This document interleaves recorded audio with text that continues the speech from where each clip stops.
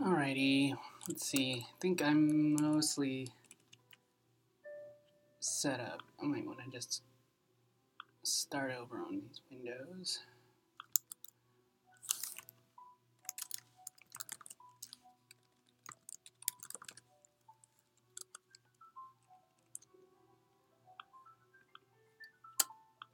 Alright, let's make sure chat's working. This is a low latency stream, ultra low latency stream, so I should be able to get feedback pretty immediately. I was sure to check that box. So if you're watching, say hi, let me know chat's working, and then you can kind of follow along and help out if you want. What we're doing today is actually kind of the first in a probably a multi-part series on this idea of remotely, how did I put it? There's a stream called Remotely Sharing a Local Directory with a Container over SSH. And actually a bunch of previous streams were prototypes and stuff that were leading up to this. So we're kind of like, over the last 6 months or something, been building out some of the pieces, and now most of the pieces are there. Some of them need to be modified in order to make this work, and then at the end we can kind of assemble them into this system. So what this system does to kind of try and visualize it a little better, maybe I can't draw. So maybe at the top we'll say your local system,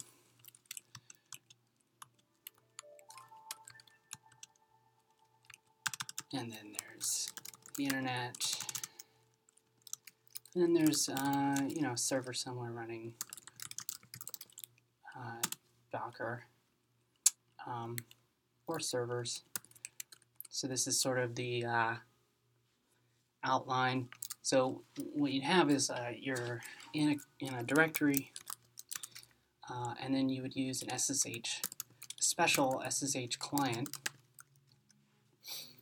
and you would, so in previous streams we showed how you could use SSH to wrap Docker. So you can actually start, specialized containers or predefined containers, basically build an SSH server that lets you run shells, but the shells are in Docker. They don't have to be shells, they can be commands. So normally you would use a normal SSH client to do that, but here we're using a custom SSH client. And then somewhere out on the internet we have an SSH server gateway, and it's going to talk to Docker, which might be on the same machine, or it might be on a remote machine. And later on we're going to try and figure out how we can make it so that I could run my own Docker instance anywhere and have it connect up to this gateway. Specifically, this is Docker in a project called Dockerbox, which is basically a Docker and Docker container, except the Docker that's within the container is sort of set up to run user code, and so it's sort of a work in progress, so it's not really made for production, but it does basic things like blocking certain local IPs that are often used by cloud providers so that you can't access metadata, host data, you can't talk to other containers. So it's really just kind of a predefined Docker, and it's inside a Docker container so that you can easily deploy in Docker environments or Kubernetes environments. And so it gives you a little bit of a, I don't want to say containerization, but it gives you kind of a, there isn't a great word for it, just organized way to have your user run code in somewhere. So you don't have to, but you could use, you could run Dockerbox on a dedicated host. You could hack it. The other thing that we're going to get to is the Dockerbox is going to have our 9p plugin. So so far, this is basically this stack is basically allowing you to run a custom SSH client, talk to an SSH server that then puts you into a Docker container. So that's interesting. It's not terribly interesting. The real point of this project, though, has to do with this 9p plugin, because what this custom client has is also a 9p server. This 9p server is 9p is a file sharing protocol, or network file system protocol, sorry. So it basically means it can expose the current directory wherever you run this client, and it'll expose it as a server. So then what we do here is that our gateway is going to be a 9p, kind of a gateway rendezvous point or proxy, so that when you connect up and run a container, this guy is basically going to connect back to the server to connect. Basically, when it runs a container, it's going to run it with a mounted 9p file system. That 9p file system is going to come from our SSH server gateway. So these are basically one thing in the middle there. So this SSH server gateway / 9p gateway proxy, it connects up to that, and then what this middle gateway thing is going to do is then over SSH, because you can open up virtual connections with your SSH connection, open up a sort of a specialized connection to your local 9p server to get files. The end result is that you can, using this client, maybe we'll call it command, why not? We can say we want, maybe just kind of, for example, we'll just pass it an image name. So we'd say like Alpine. And then it puts us into a shell, which is a container running on the server in Docker box. So we didn't need a Docker client. We're using this, it's SSH, but it's a special SSH client. And we're in this container. We can do everything that we can normally do, but we could cd into a particular directory. Maybe it's mount, maybe it's, I don't know if a top level local directory would make sense or if that would be confusing.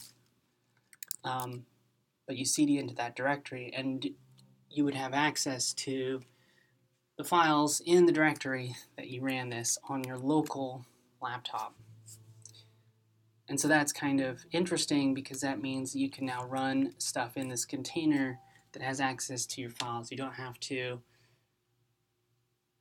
zip up files and stream them in or anything like that. This opens up a lot of possibilities in terms of creating build systems, or really it allows you to do anything where you had remote compute but it didn't have access to your local files. A lot of interesting things that you might want to put in a container need access to your local files.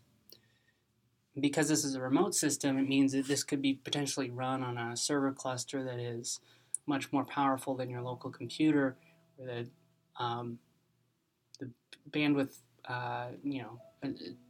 potentially the trade-off of bandwidth sending the data over. In theory, you could have faster build systems, but more interestingly, you can have more consistent commands. So, for example, you could create a custom, a bunch of bash scripts, and they can assume that the environment has whatever programs it needs, Terraform, or I don't know what you're doing, and you can run that in a container, and it will always be run in a consistent way. And then anybody in your organization, no matter what they have installed on their computer, in theory, even a Windows machine could run this client and have that program run as if it was running locally, because it has access to those local files on the local file system. So this opens up a lot of interesting possibilities specifically for Command IO. This is actually just a big prototype for Command IO to see whether this is worth integrating into the next version. And we've been building a lot of the pieces, right? We have an SSH library that handles building the server. And we even have examples of an SSH server that gives you Docker shells when you connect to it. We have a project that's a Docker plugin for 9p file systems. I'm pretty sure I streamed all that. I streamed creating a custom SSH client. I streamed a little bit because before I had worked on this 9p library, but just by getting the 9p plugin working, we made sure that the 9p client and server and stuff is all working, which makes it really easy to make this proxy or gateway. So we have all these pieces, and they're not exactly right way. We haven't combined Docker box and the 9p plugin. We haven't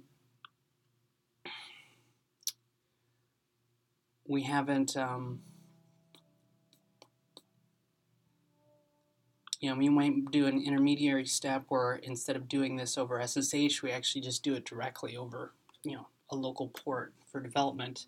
And once that works, we can then tunnel it over SSH. So there's a lot of pieces to this. And so it'll be interesting to get it all working. I don't know if it's going to work or how well it's going to work, but it's kind of an interesting project to explore. And I definitely won't be able to finish it today. In fact, probably the meat of this we won't get to for a couple of days, because I think today I'm mostly going to be making sure that all the pieces are still there and working. What I might start with today is trying to get Dockerbox.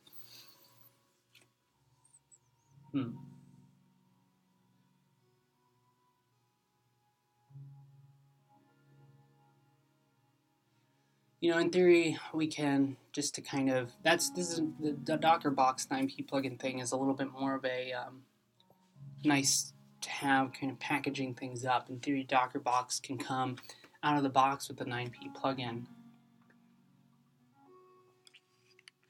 But if we want to try and get this wired up sooner, we can just try and run this with normal Docker, maybe using my Docker for Mac on the system, running the 9p plugin, and building a gateway, and trying to do this kind of end-to-end. And again, maybe doing this 9p server separate from the client, and just try and get all these pieces connected, and then we'll work on integrating them.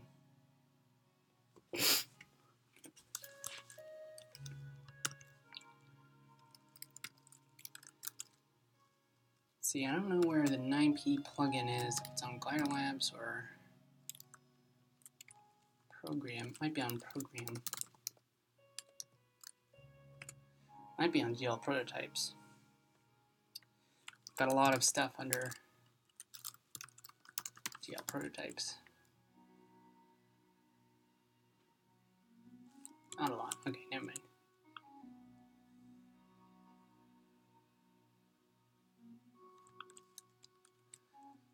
So here's this. And I kind of wish I had a README for this.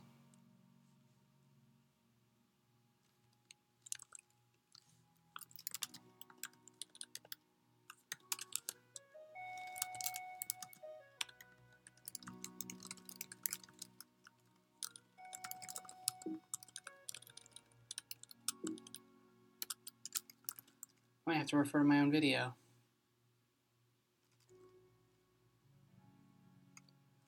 Although there's more here. Apparently I didn't push all of this. Let's see what we have here.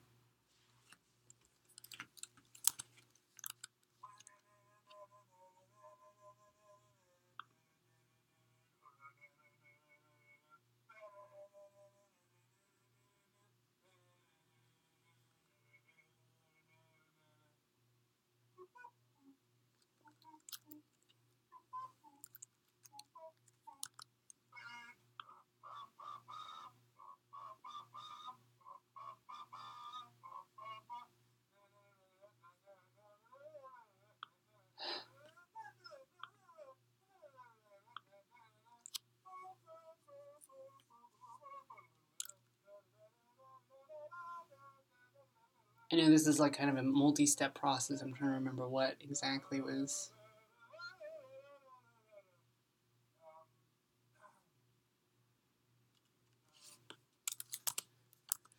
Let's get Docker. See what's going on.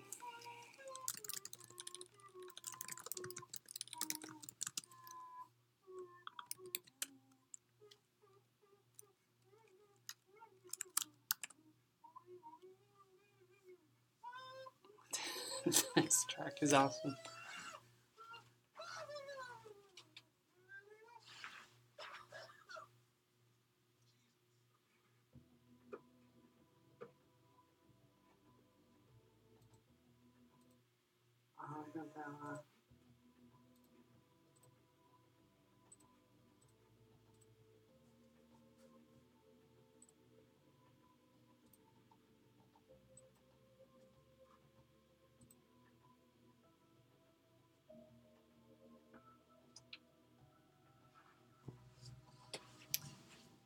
Let's see. I'm going to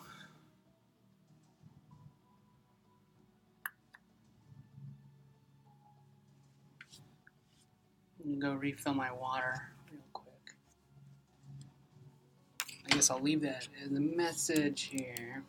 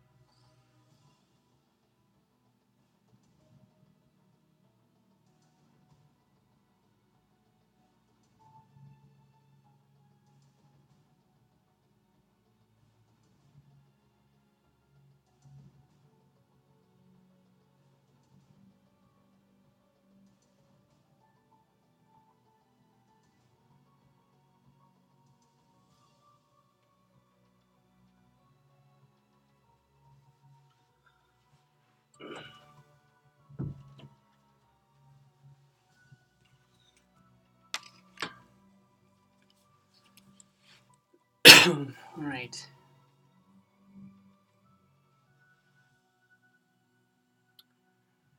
And I didn't check the. Okay, I want to make sure there's audio. Steven, thanks for joining. It's really just kind of getting started here. So I've got, this is our diagram of what we're making. A lot of pieces, so today's part one. Hopefully we can make sure all the pieces still work. And it looks like we have stuff that we need to push that was never committed. Oh look, we have kind of instructions on how to use this.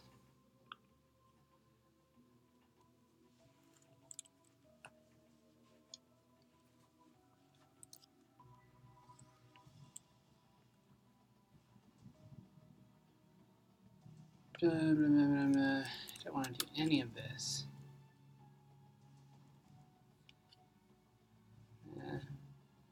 Maybe these aren't as good instructions as I was hoping.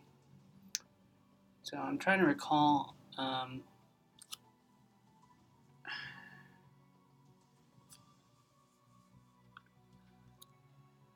I'm guessing we can just commit this plugin directory. If I recall, that's... This is here, that shouldn't be. Okay. And this is a binary.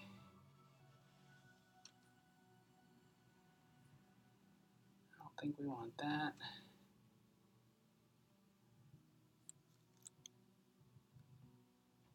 Let's see if this works, if I can just run this.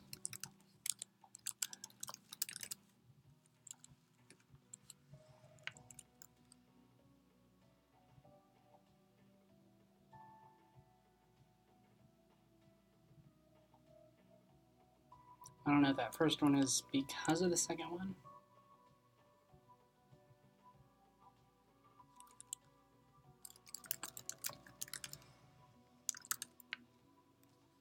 Oh, we already have this here. Let me, we should probably just get rid of this in use. By what?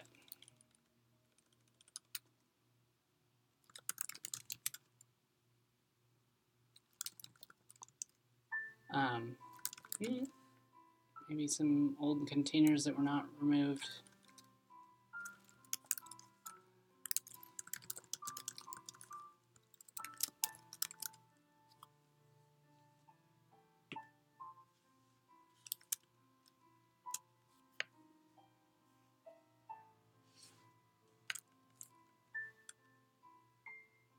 Still in use, huh?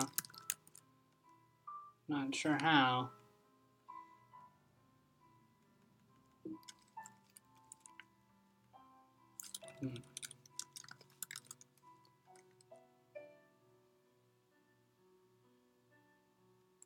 Maybe I can force remove it.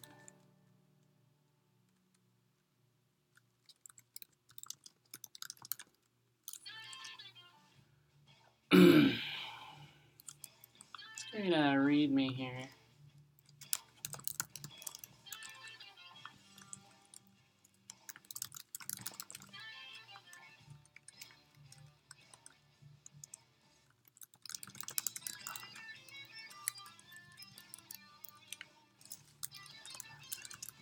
How to use. I don't know if this changed at all. I need to rebuild it.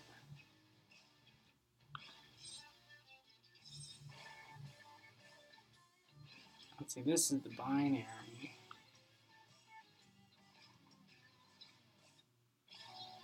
Maybe I want to create a task in here for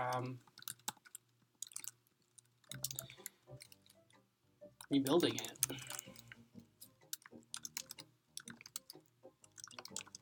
Putting it in plugin rootfs docker9p.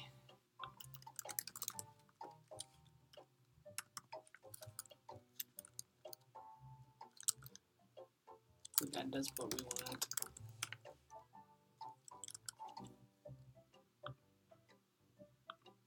Okay.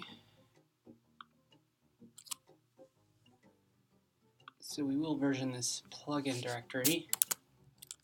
And then I think we can do this now. I'm going to do it by hand though, just to make sure.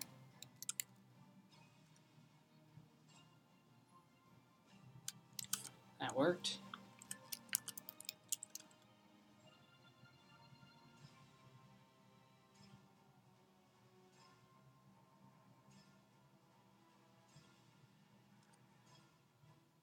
I guess this is where it will build it? I'm not sure.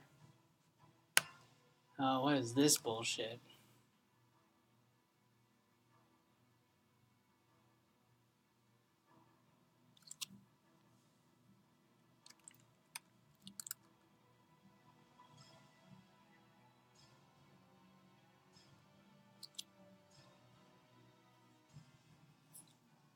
This is the appropriate music.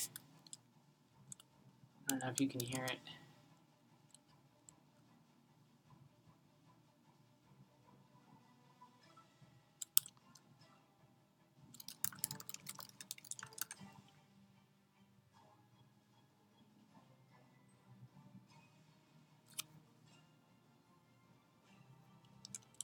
I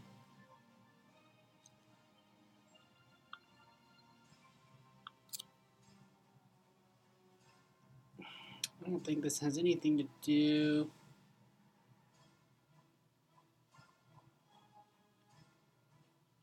What socket address is this?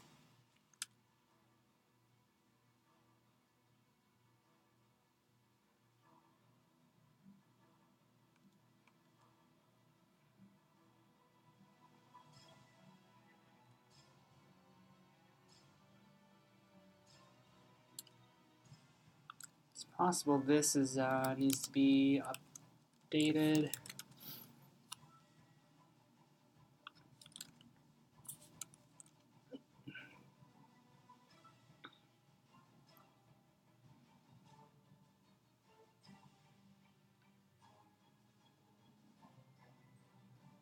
Let's see. Yeah, this looks a little different, right? Serve Unix socket address.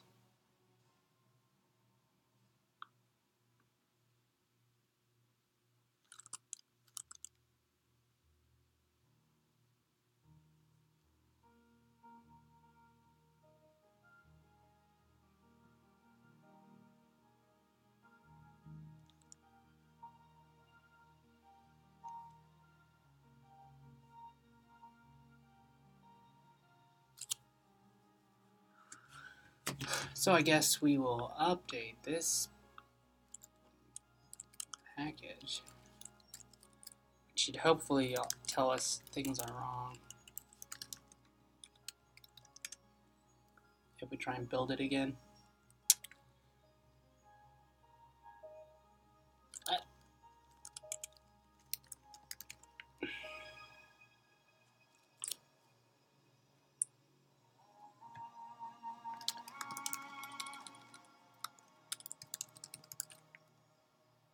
Yep. So we do have to update this code. See, of course it wouldn't just work. We have to do some work. Because what was this, like 7 months ago? Okay. So it's complaining about volume request and response. It looks like I don't have to do that. It looks like this is a pretty different API. Maybe Shim has some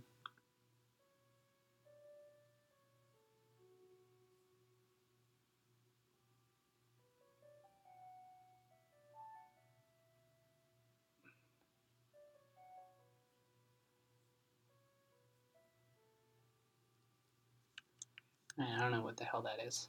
Oh,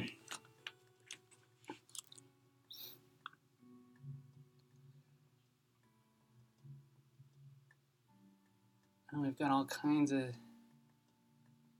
types here. Okay.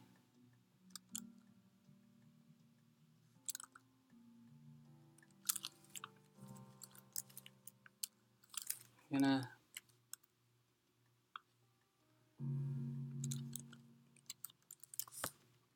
put this up here and see what we got to change.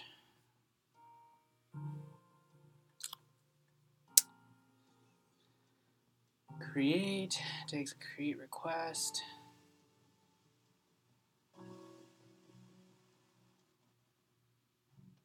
Returns an error.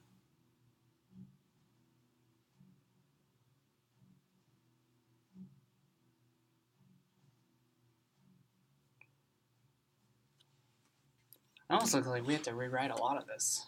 I mean, this is not a complicated program, but it's just kind of obnoxious, right? It's the life of a programmer.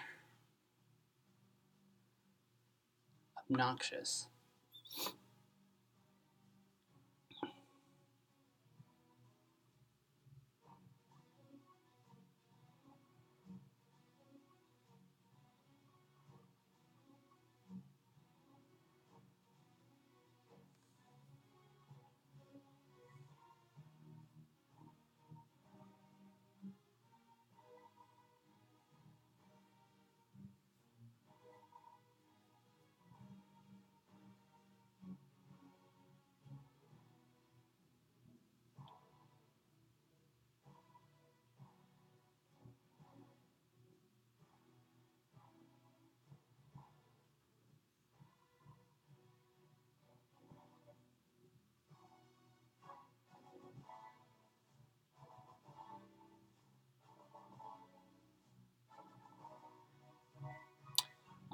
options. Yeah, so I think most of this is actually more similar than it looks. It's just kind of restructuring some of this stuff here. So let's see, should this autocomplete now to like create request? Yeah. And most of this should work. Create returns an error, which means I can, maybe we can just replace response error with something that returns an error.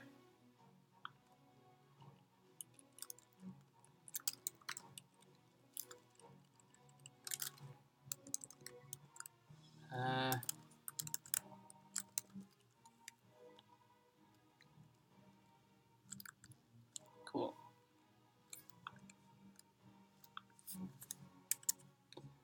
This doesn't like going away by escape anymore.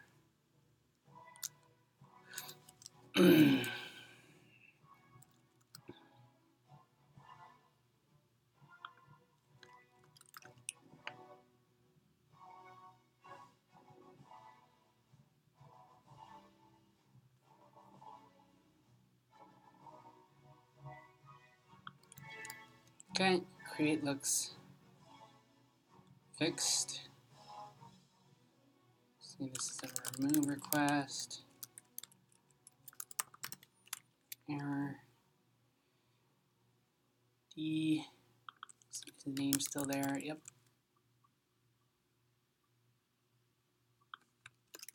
No. Path. What the hell is this? Okay, there's a path request.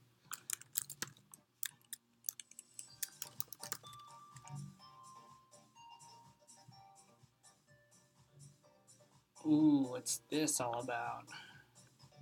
Maybe path works a little bit differently. Path response.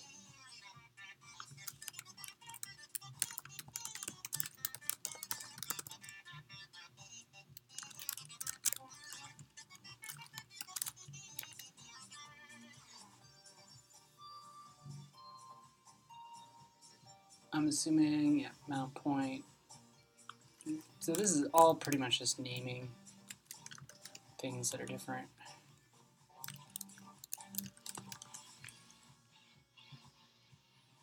Make sure this is, yeah. Okay, mount is a response. Already has its own type. Mount response error.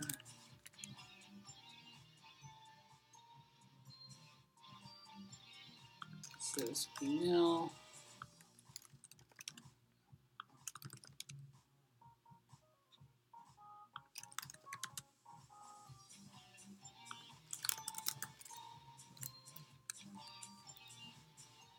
I'm guessing mount response is mount point. Okay.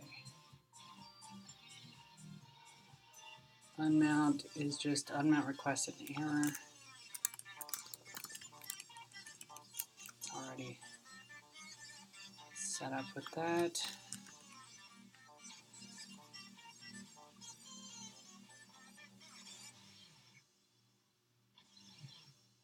Get request.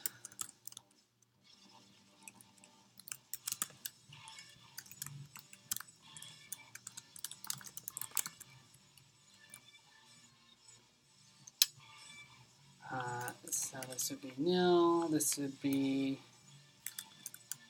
get response. Nil. And we'll double check.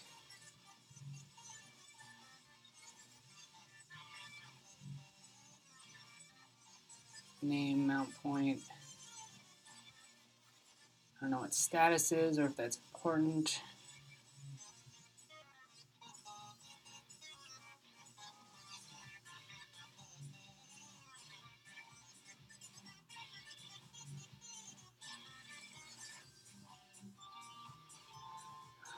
Okay, just two more. list doesn't take anything.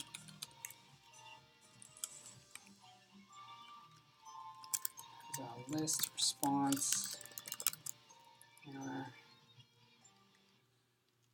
Apparently there's no error possible.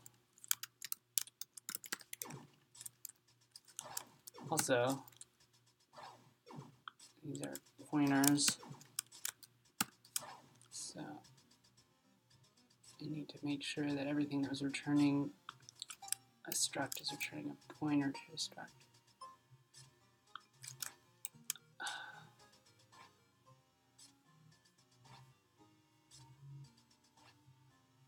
I don't know if you see anything else.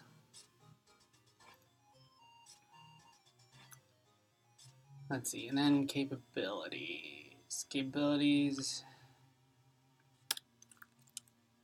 just capabilities response.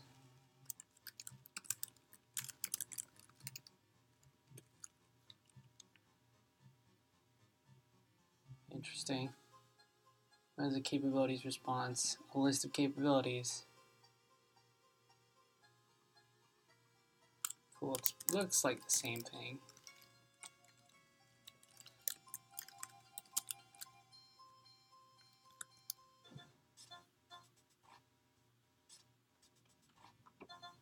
And I'm pretty sure this is different. But let's build and see what happens.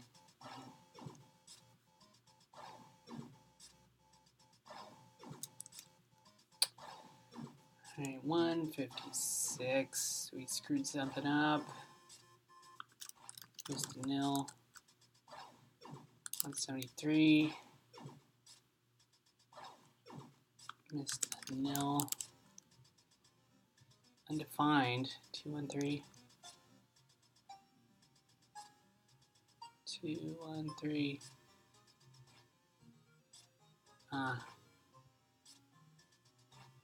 Yeah, there's nothing. There's no request here to say, so I guess we'll just say list. Same with this one.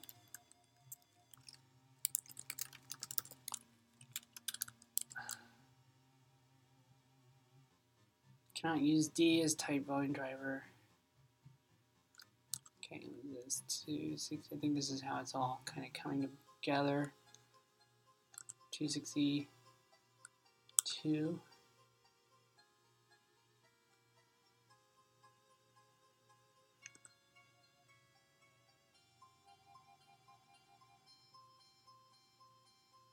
Driver does not implement driver. Wrong type for create method. The first one I would have thought we got right.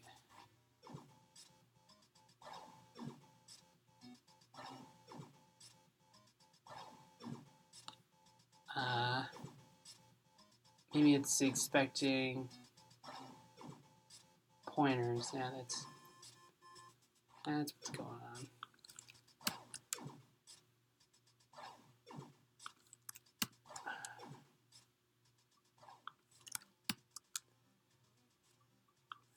And thankfully, this will just work, so I don't have to worry about like dereferencing them.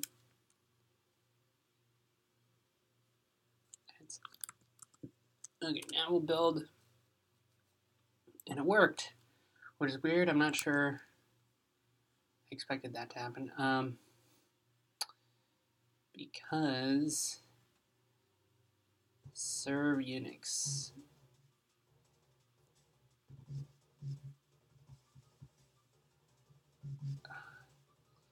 SDK handler.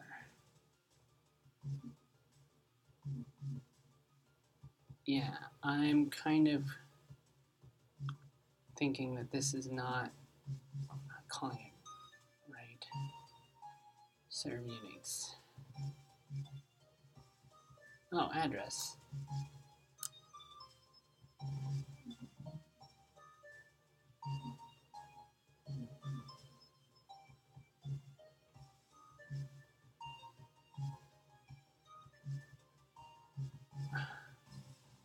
Creates the socket file in the right directory, and yet we have to give it an address. maybe this is, from the way it looked in the docs, maybe this is a, not the docs, but the example. I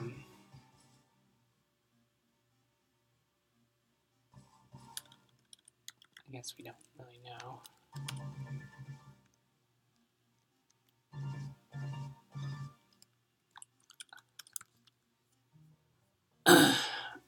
Because it makes sense that the SDK, the Docker library, would put the socket where it needs to be. Although all this suggests that stuff here might be different. But we'll see.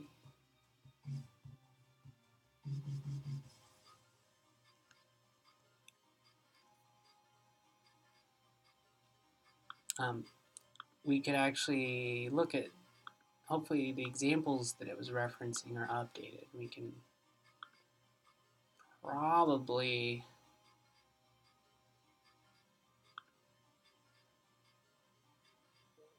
look at one of these. I wish there was a simple one. This looks simple. Key whiz.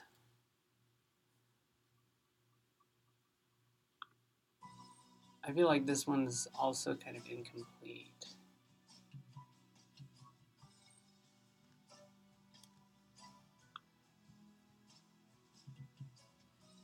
This is also doing the old.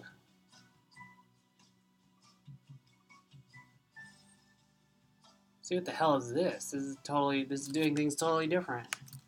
Root socket address? The fuck?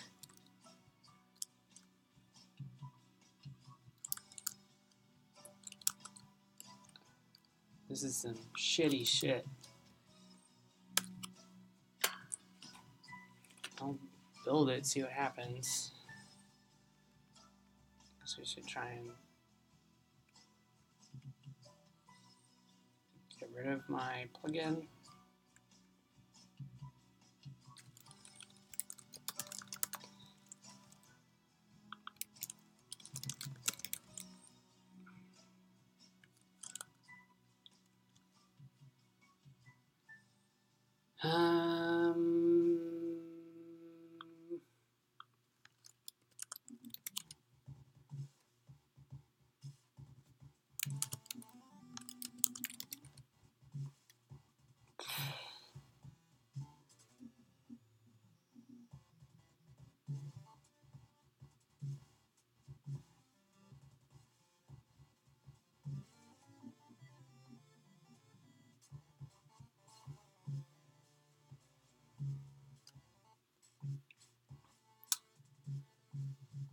I suspect that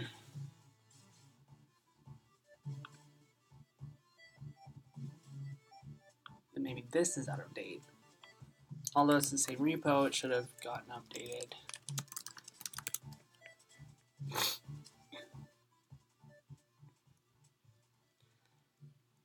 We'll see if this still builds.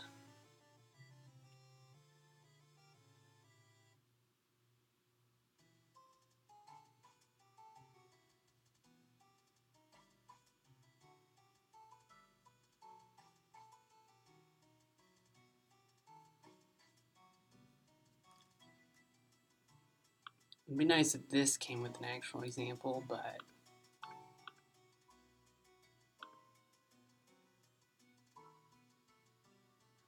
they gotta make things hard for us. So all that VC money is for.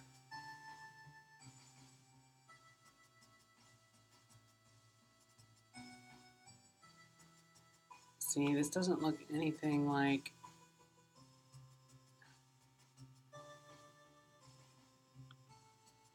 I've seen this used in like 3 different ways now. I mean, I guess I can...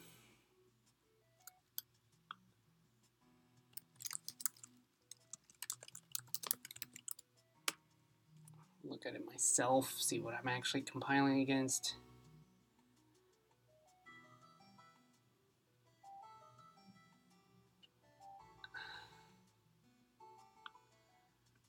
Plugin name GID. Oh, look at that, it's not.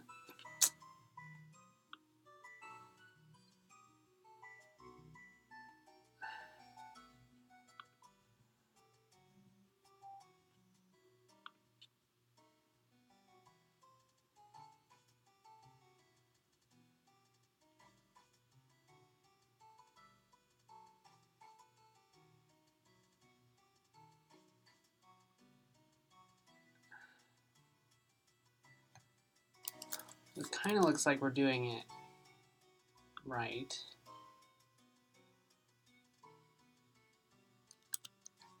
I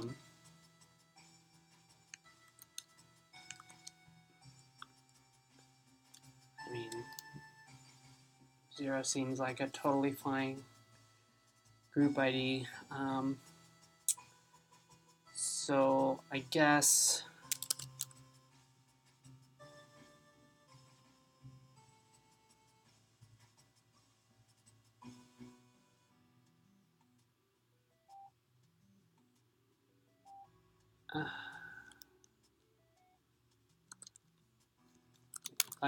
like I was thinking, it could have been our config. Oh, that's not. It's just copied in there, isn't it? Okay. Is it any different? If we're going to version plugin, we might as well just get rid of this one.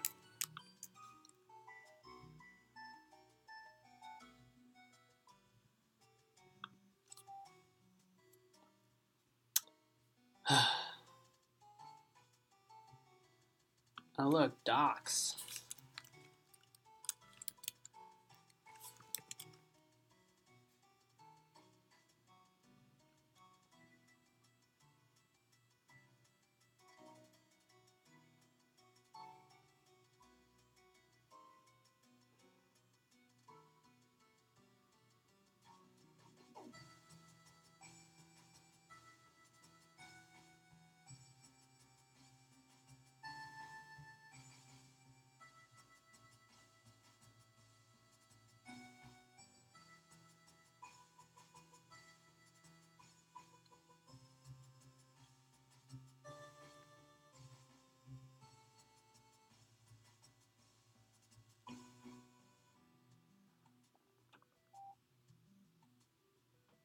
This seems slightly out of date, but I'll keep reading.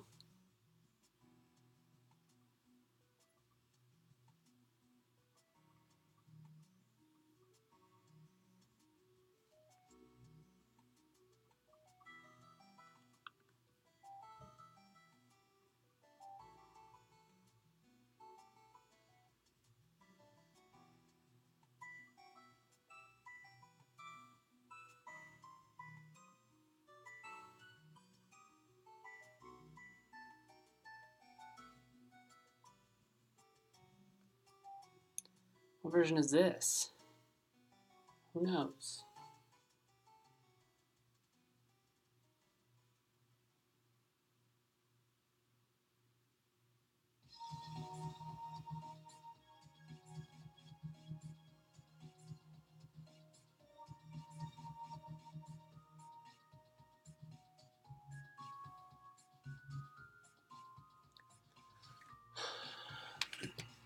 I mean, they document this, but they also have code for it. Why don't they document the stuff it's not has code for it?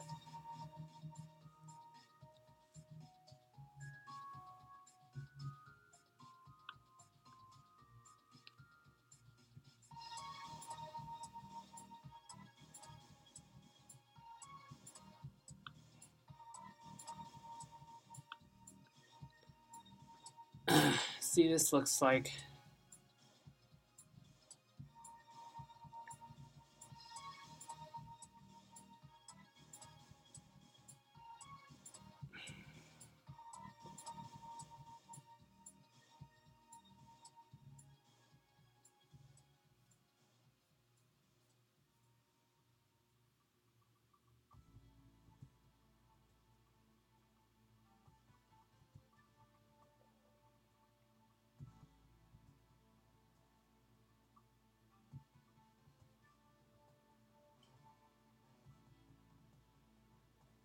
Well, which of these do you think is up to date? Microsoft seems vaguely on the ball.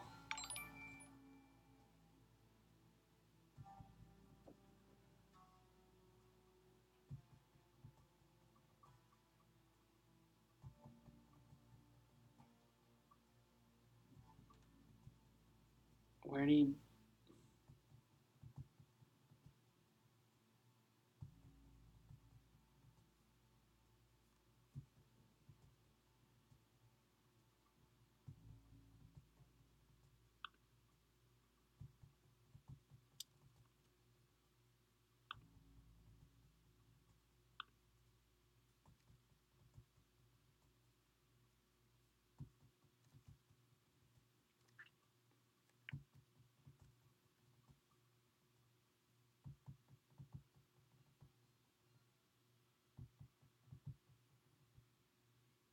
Start the volume driver daemon.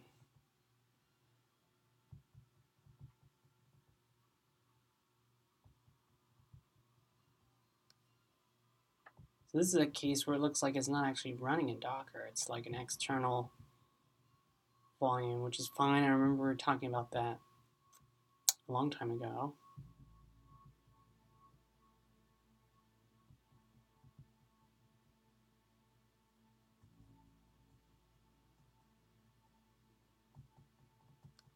So you started the volume driver daemon.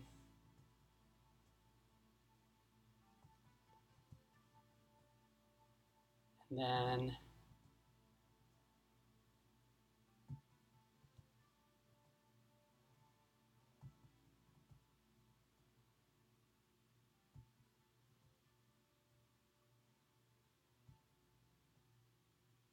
driver Azure file. So does Docker know that this daemon is running?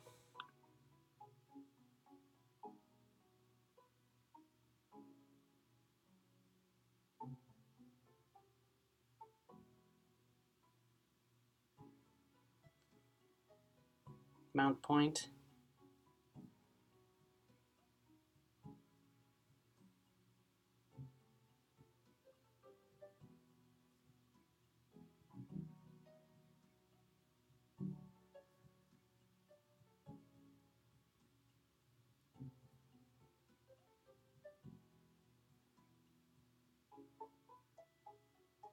Volume driver name. This doesn't seem like it would build. I feel like this one's out of date too. It's getting doubly obnoxious. I wonder if this one is using the latest API though. Nope, it's not. This is clearly out of date. Cool. Good job, Microsoft. Or Docker. I don't know who's really at fault here.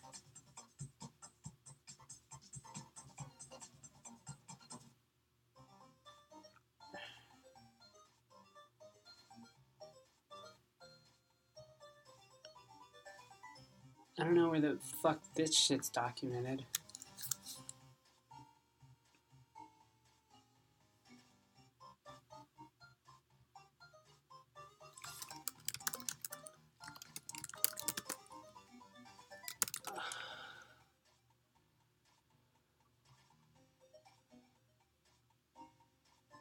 Cool.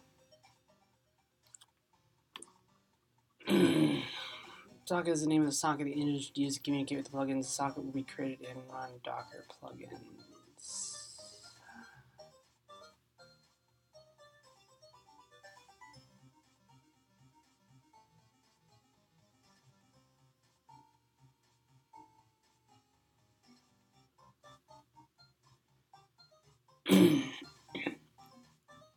So here we're telling it sort of where the socket is. Not a full path, but maybe none of this has really changed.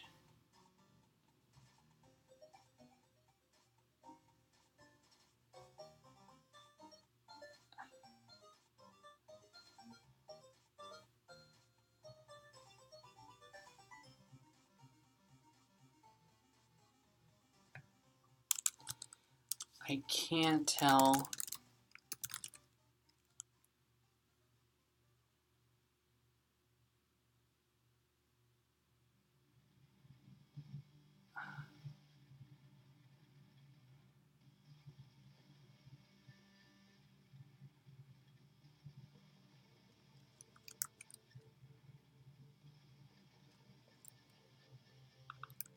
Like, are there logs for this? Do I have to?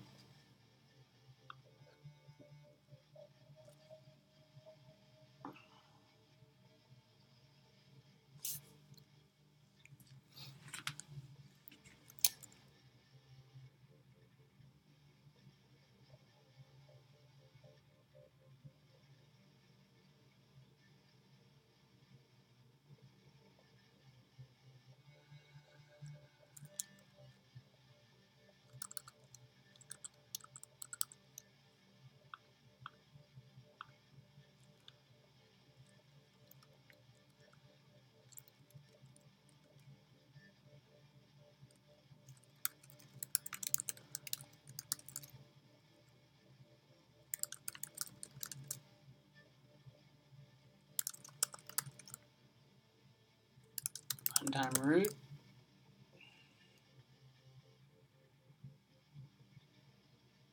The fuck is this?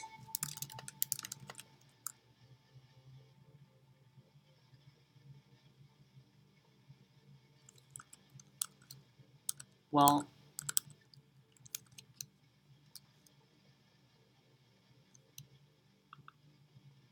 in theory, this is not actually doing. Let me check something real quick.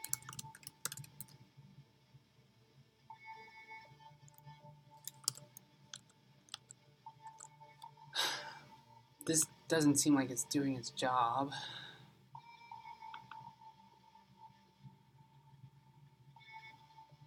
Full socket address.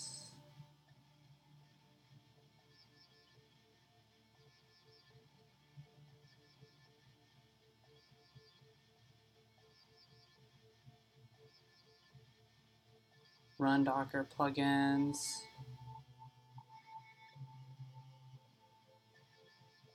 (9p) plugin software.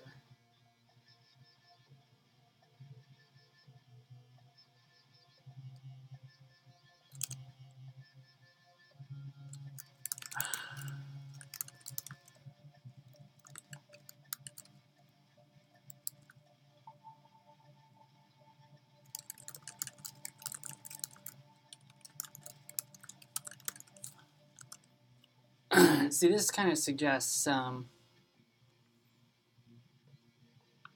plugin name that we pass to it is 9p.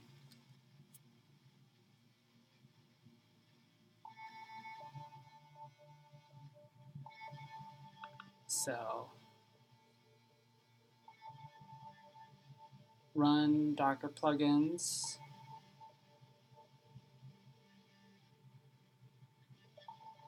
Plugin software address. If our address is 9p, then it's just going to have 9p.sock. Yet, when we run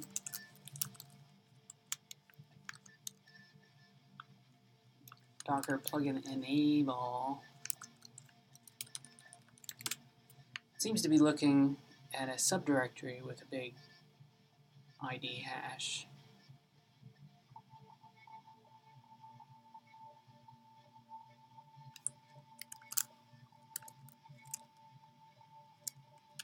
I wonder if at any point in this time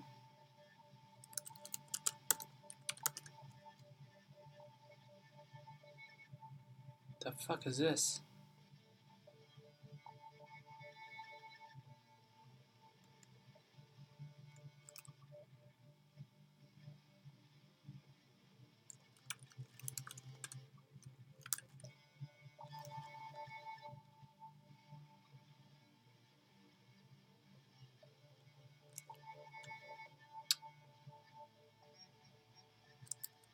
I think that's the ID of the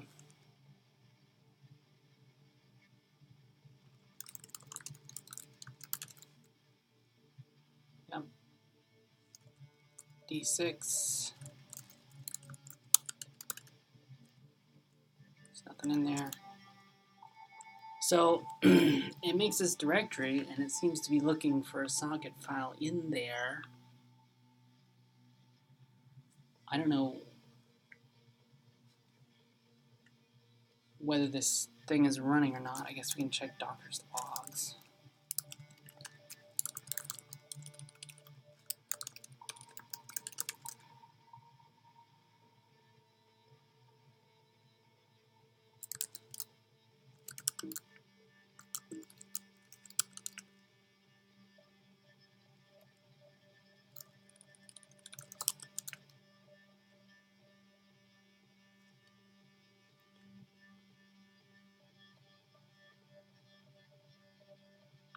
Alright, what do we have here?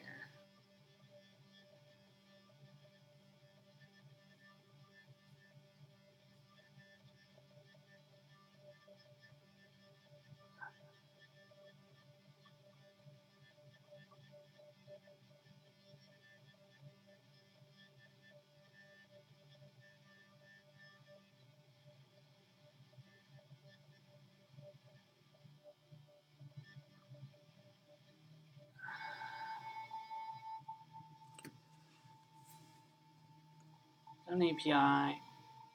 Let's see.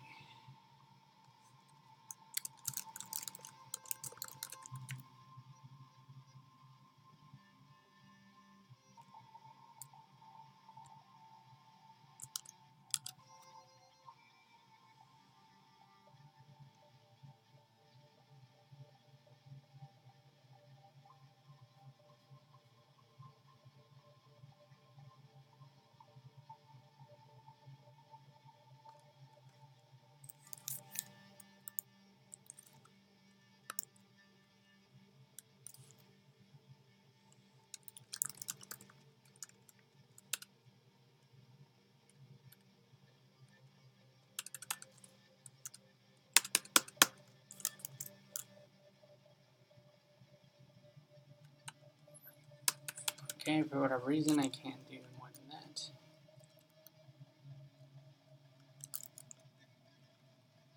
Let's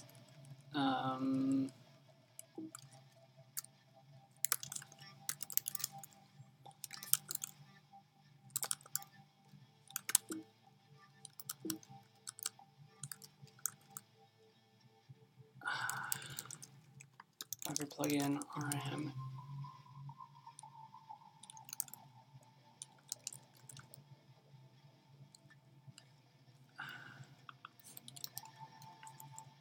What did that do? Deletes a plugin.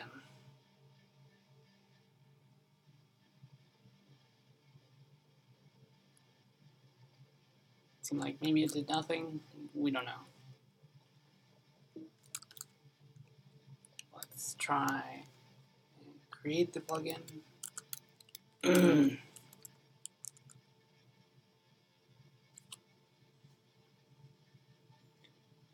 See what it's actually doing here.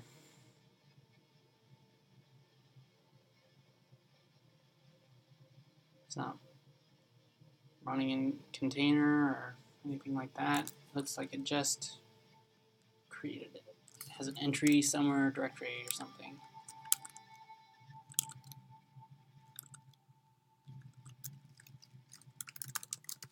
Maybe the workflow for this changed. What the fuck does install do?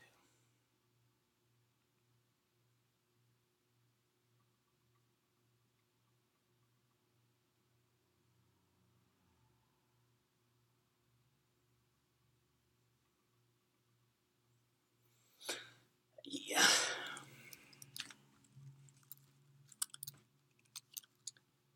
I don't remember there being install. Maybe this is new. Maybe this is a new step you have to do.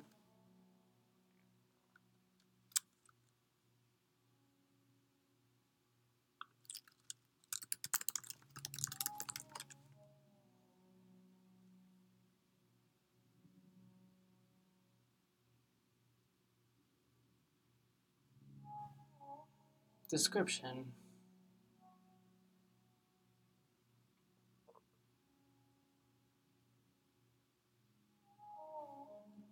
Okay.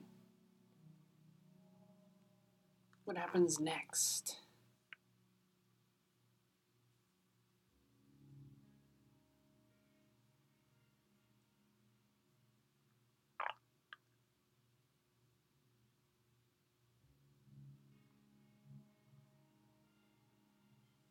In theory, it can be enabled.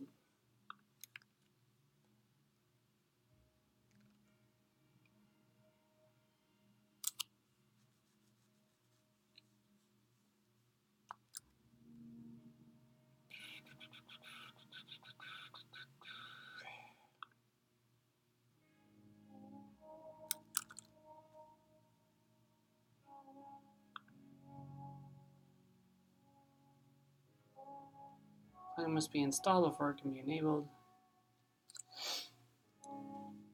Does that mean created, typed install?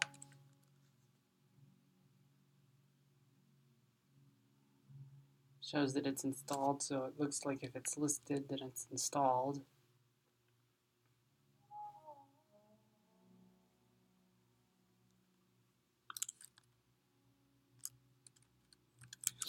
So I guess this, I don't know, try enabling it again. Let's see what happens. Did I not?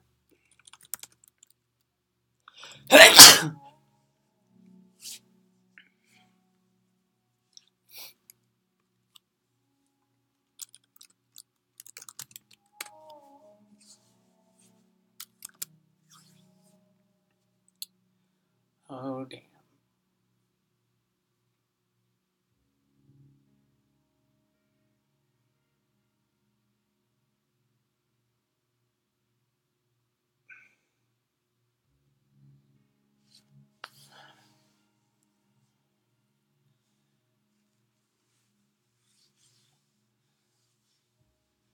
Serving API on Unix socket.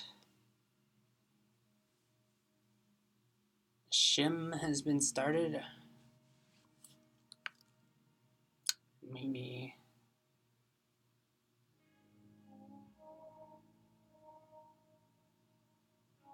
Unknown container. Exec user process called exec format error. Okay, part of it is our build is not building for Linux. I don't know how I didn't see that.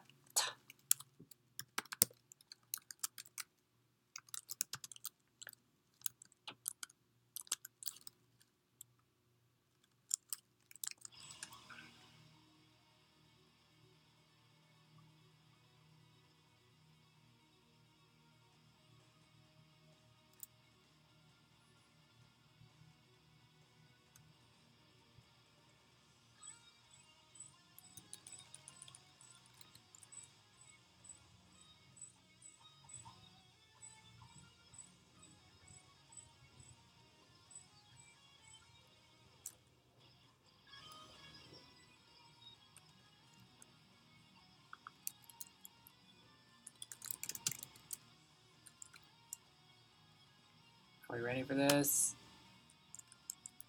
Let me do a Docker version. So good. Since I can't insert new lines for some reason. Yeah.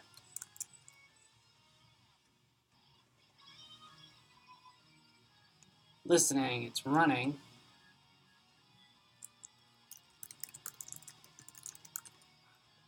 It's enabled. With all these changes, we should probably check that it works before we assume that it works and try and build on it.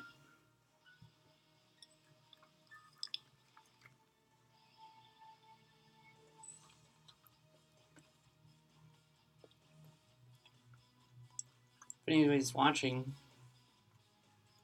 let me know if you have any questions.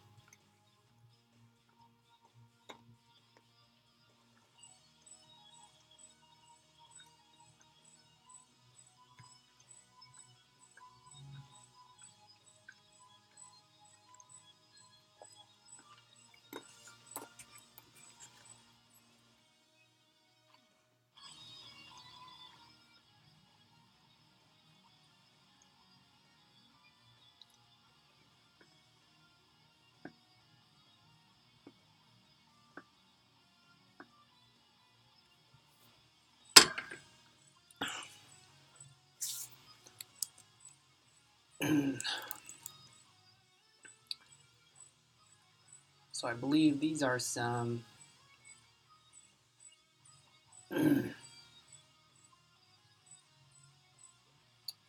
instructions on how we can kind of test it.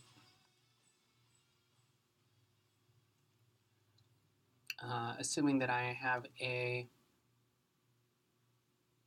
9p server running. So to test this, we get to mess with our 9p library.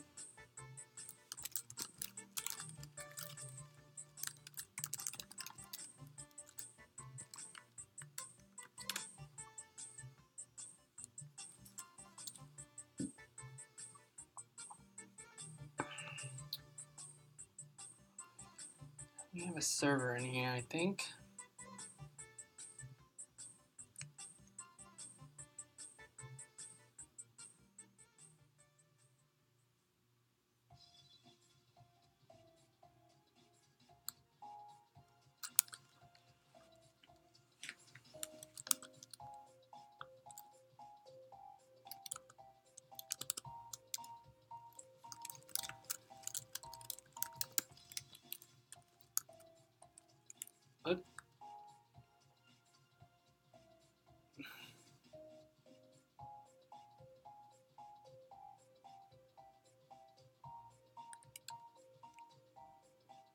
Seems odd.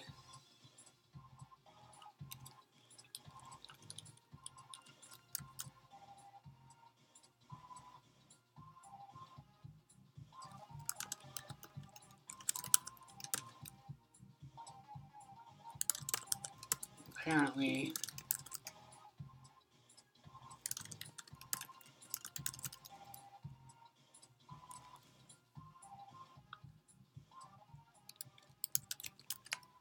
yeah. Let's hope I didn't have stuff I didn't commit.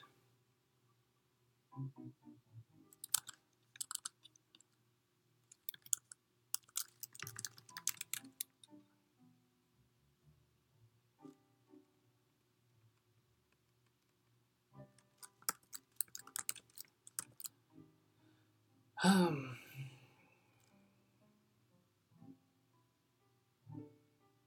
guess go build command server.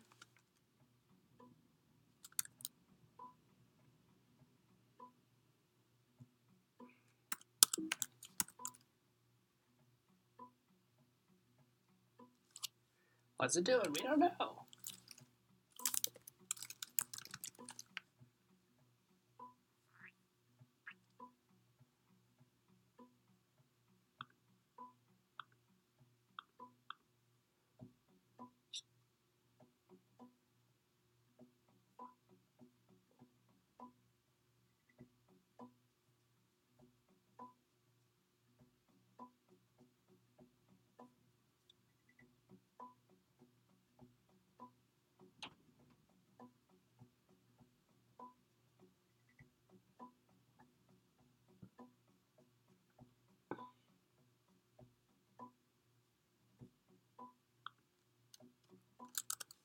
Maybe we should say something.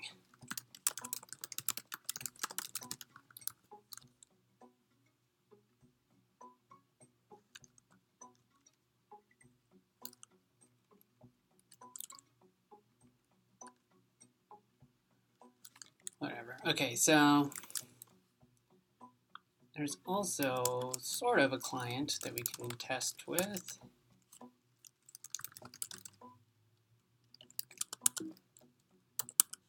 R. I don't know why it's R.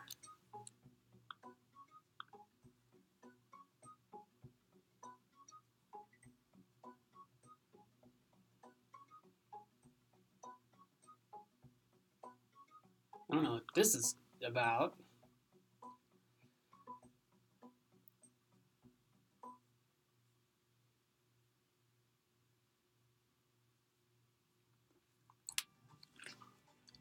Yeah, I think there was some weird stuff here about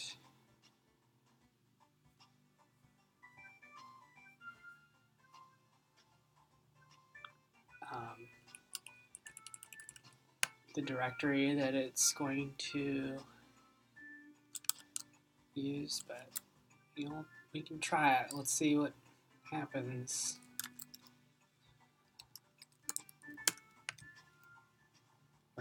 We're in root, and we're in root. We asked for root, we got root. Even though our server is supposedly no, that's not true. Users. Well, this is probably a problem because it doesn't know how to expand that.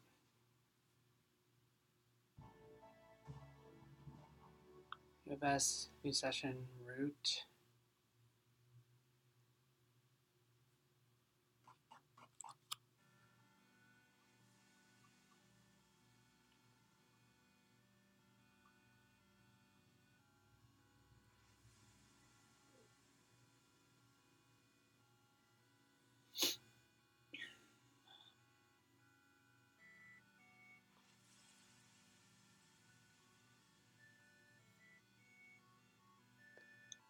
Seems like it was happy to just give us whatever directory we asked for.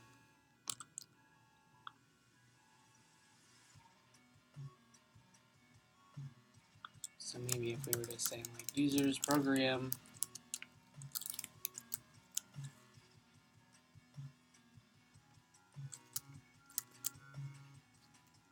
users program. So, it works. Definitely not production ready.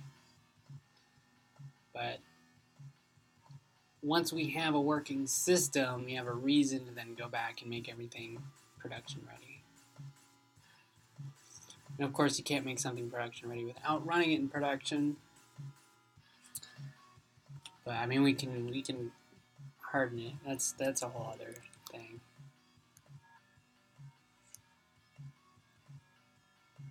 So about this server,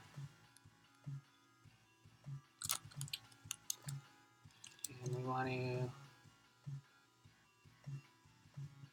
run up against it.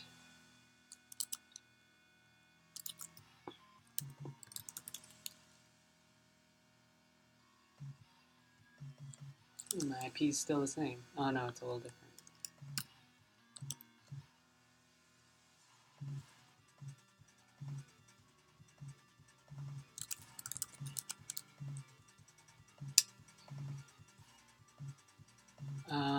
Yeah.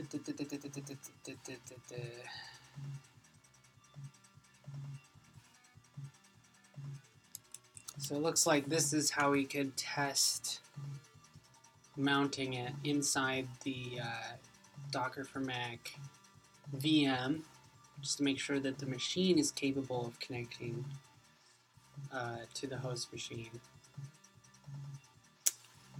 And then after that, we can create a volume. Now the Docker 9p is working in theory. Create a volume called test_vol. And then we can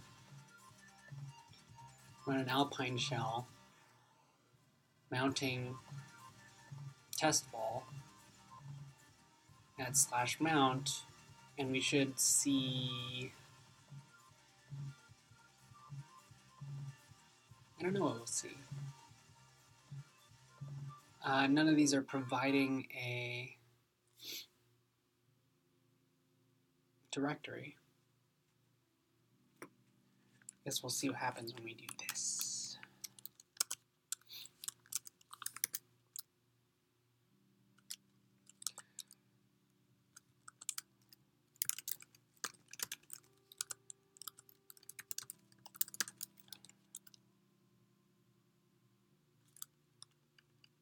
Set.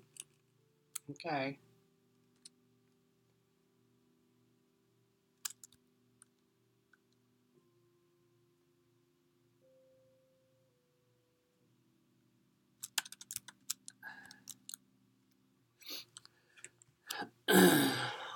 No, yeah, because it doesn't know how to fucking resolve that directory.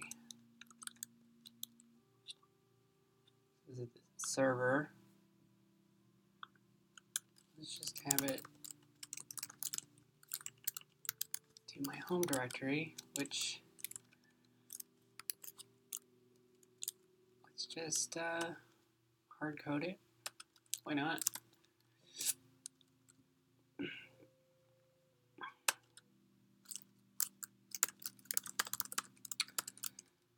Look, it's my home directory. I think I can create a file.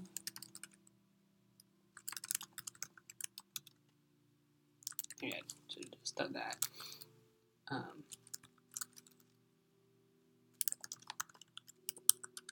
Yep.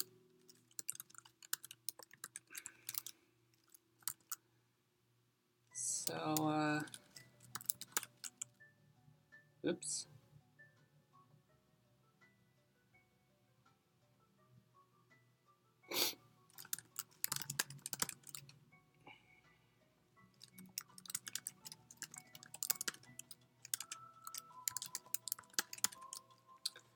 So that works. That's good.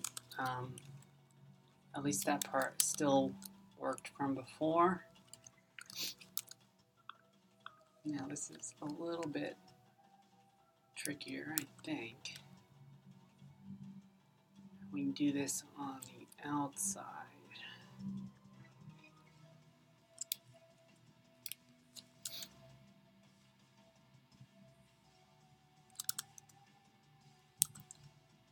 Test.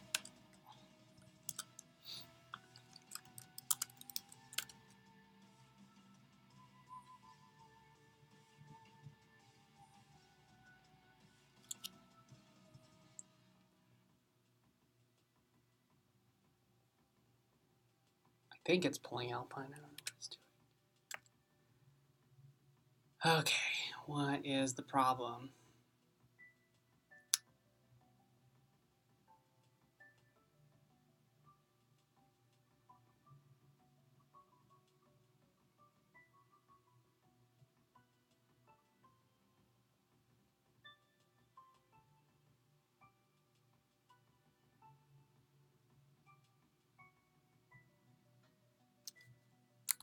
Funny, because it was working before.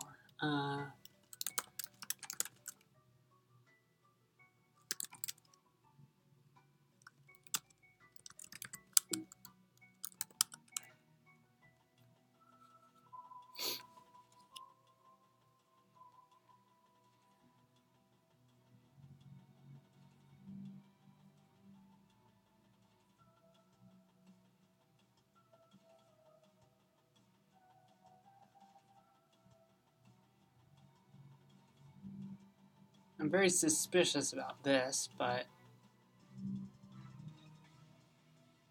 it does say dial Unix, so I'm assuming it's trying to do the right thing.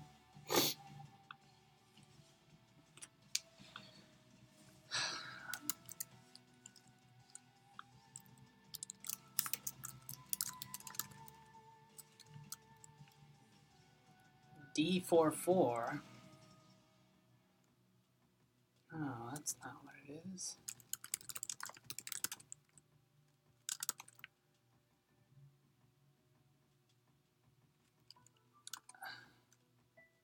$60.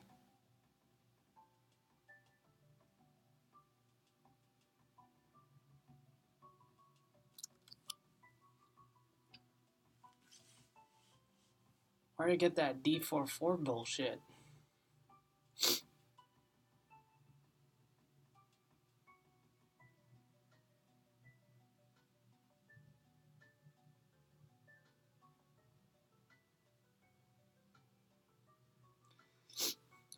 Did we previously have a plugin ID that was D44? I don't know.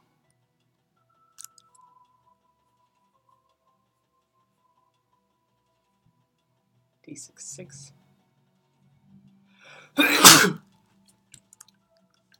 Allergies.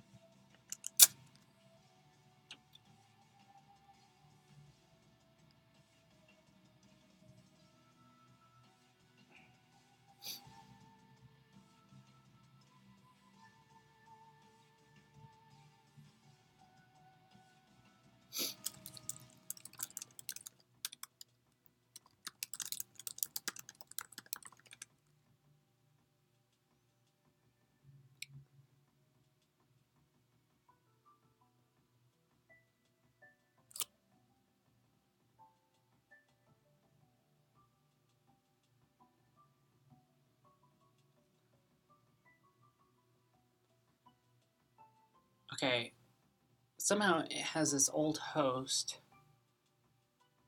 Maybe this volume was already created. Let me do that if it already existed. Yes, so this is an old volume. Yeah, fuck all this. Fuck all these volumes. How do we,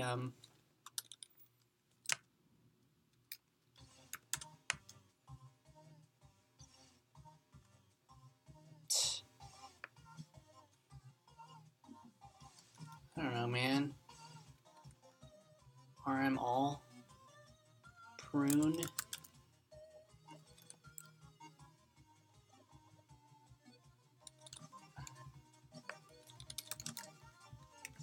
These aren't used.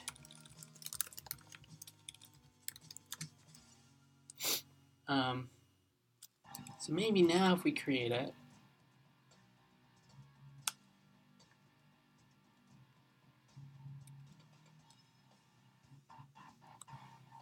it'll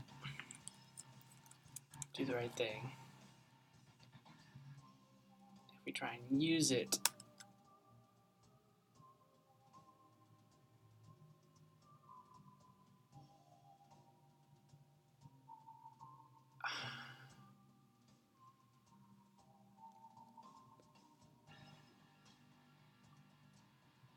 what?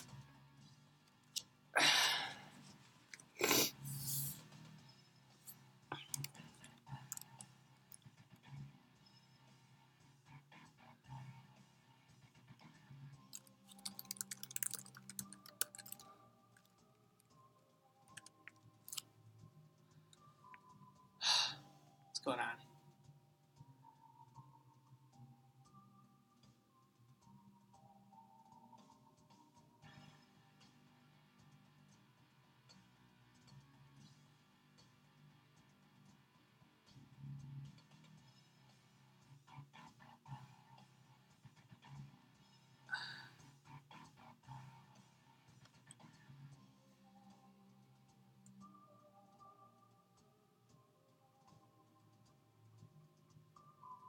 Exec. Why is it execing anything?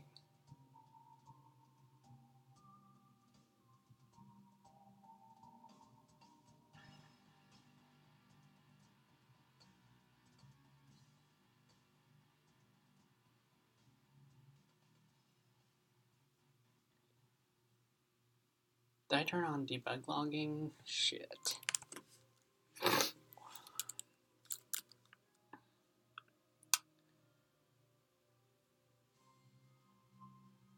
I mean, it could be this, that it's has no mount.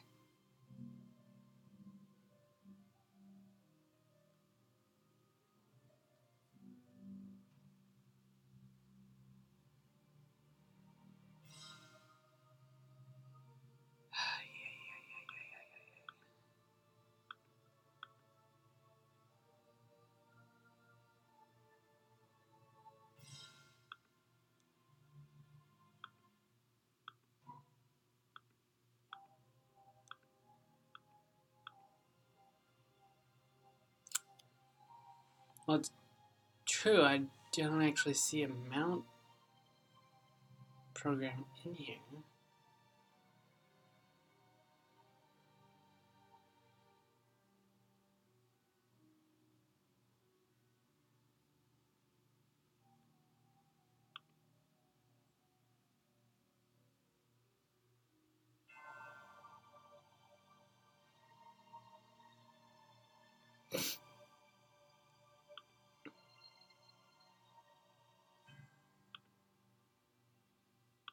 APK. I don't even know where I got this root file system.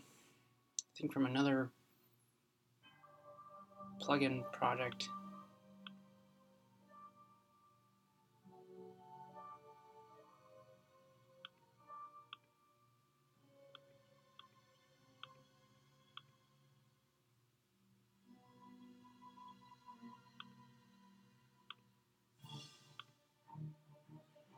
Yeah, well, of course, mount's not going to work if mount's not in the container for this thing.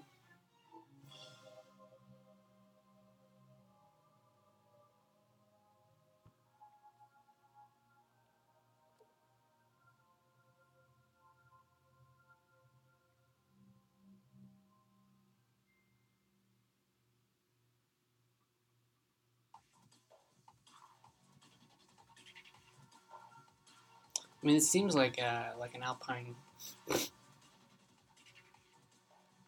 Yeah. Kind of working with a very loosely well-documented Docker plugin system. Oh, there's two of you. Hey. How's it going?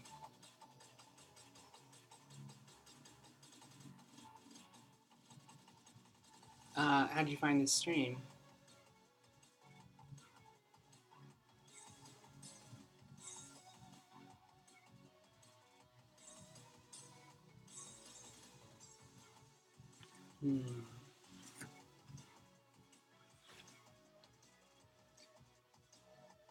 What to do? Oh, that's funny. Well, welcome. This is kind of a multi-part project, and this is one of the pieces that we need to get working before we can kind of put everything together. I don't know if you're familiar with Docker.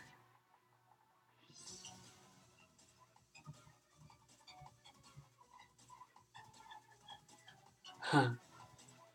Yeah. I wonder if there's not a lot of Go videos.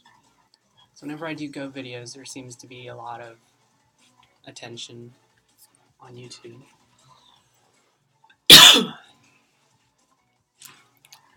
I mean, these are pretty boring videos. Half the time I'm just trying to debug something, because software never works how it should just work.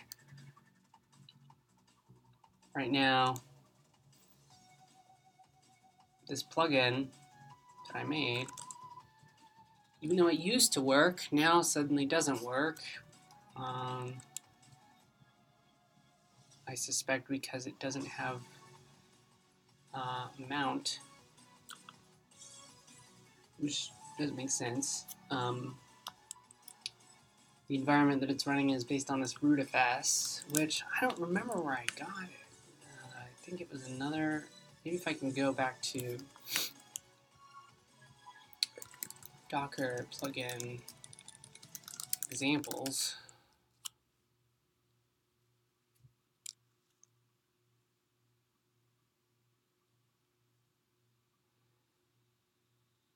Yeah. Well, I wish I had time to do like good Go videos, but most of my stuff is like, oh, I want to build this thing, so I'm gonna like, and I use Go, so I'll stream it. So for that reason, it's really great to get in the streams live so you can actually ask real Go questions, because I'm not, putting in tutorial material together. I'm just building stuff with it. So feel free to ask questions. It'll be about Docker or Go, SSH. Let's see.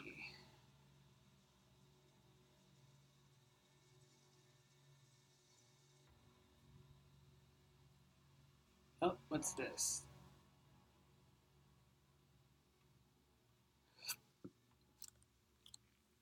Well, let's see.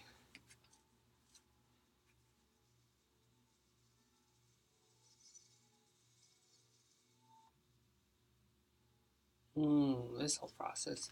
I think this is what I used. Man, how did I get to this? Their docs are just so all over the place.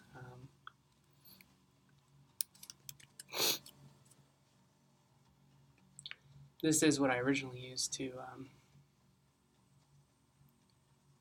get this stuff working. I wonder if he updated his library. Oh, he's vendoring. Maybe I should do that.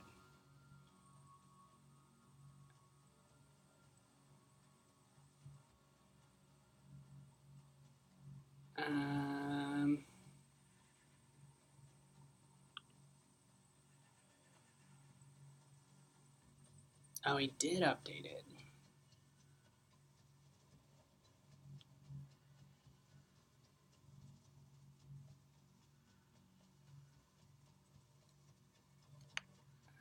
Good.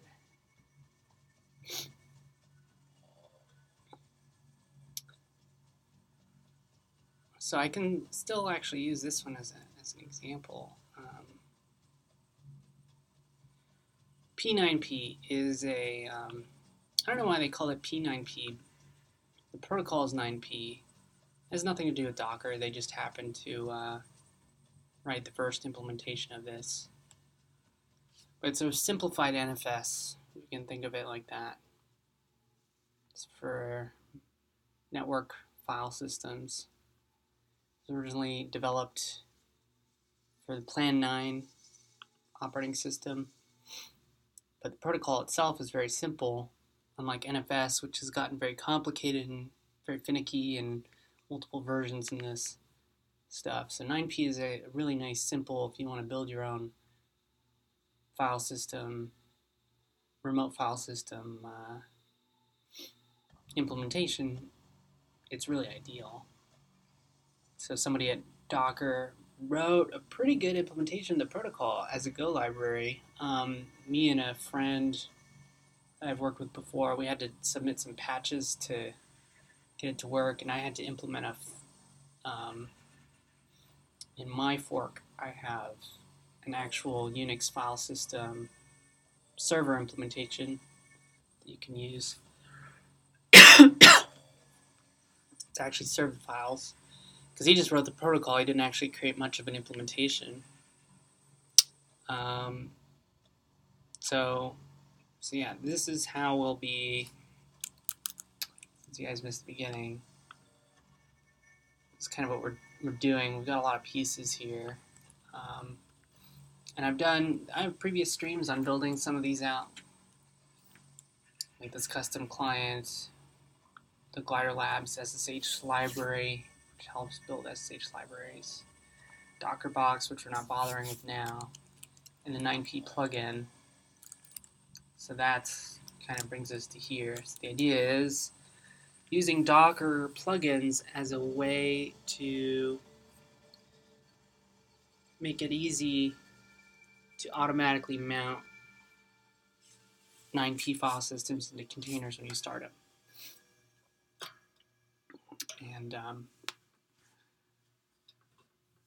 of doing them as a volume plugin is kind of makes a lot of sense, but Docker plugins are not documented super great. Looks like it's changed a little, but not too much. And yeah, it takes a lot of debugging to make sure they're working. Seems like I'm getting better at it, though.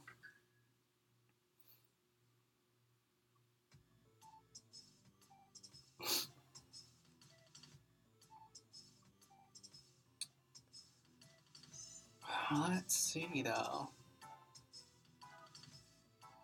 I want to know where I got this rootfs, because he doesn't have one. Oh, wait.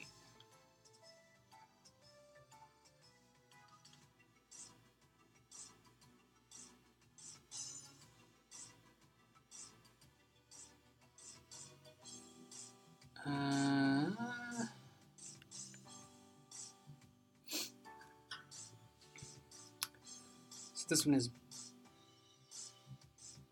What is this one doing?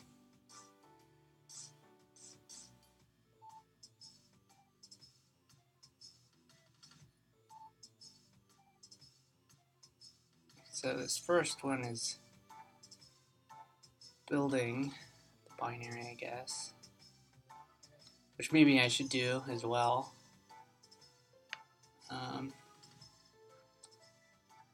Because earlier I built it and forgot that I need to be building for Linux. So building it in Docker will probably,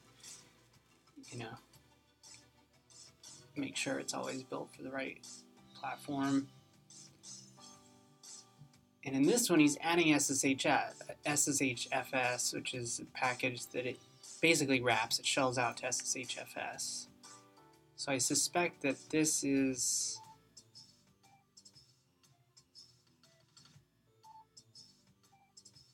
run Docker plugins.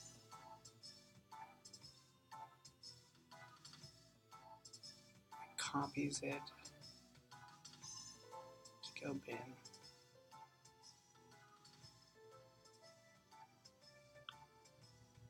Oh, it's copying the file into the current directory, so that's root. So then I don't think he actually uses this. Oh no, maybe he does. So there's makefile. Because I don't know why plugins had this complicated thing where you kind of had to like create the plugin container, because the plugin's running containers, but in a way that isn't just a normal Docker container. So like,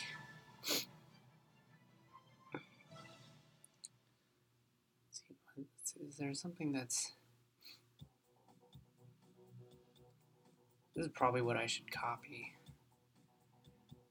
all of this. Let's see, rootfs, create rootfs plugin. Okay. Yeah, I should copy this stuff into my makefile and just do things this way, because I think there's a Docker build, gives a special tag, I guess, because it's just creating this container just to create the rootfs file system. Creates a directory locally, creates an instance of the container we just built so that it exists, then export it, which gives you its file system, as a tar, and then it untars it to rootfs. Copy config. Okay. What do I have in my Docker file?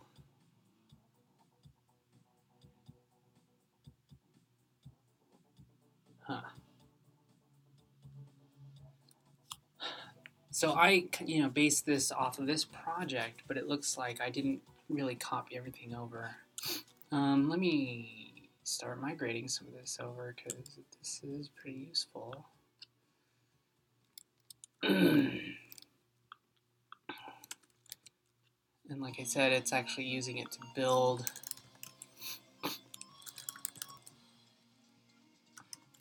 the binary as well. So do I care about this?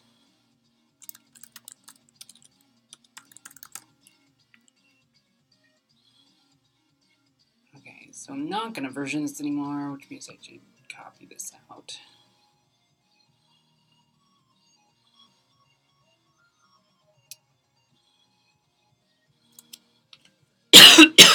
Yeah. Plugin name, rootfs, yeah, it's fine. This is fine. Yep.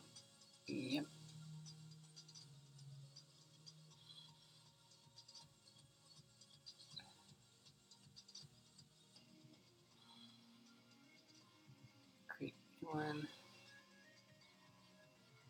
Enable it. Push it. That's more or less a better version of what I had before. Although it's assuming that it's going to build it in the container, which at the time this wasn't. I think when I was working on this, you couldn't do this.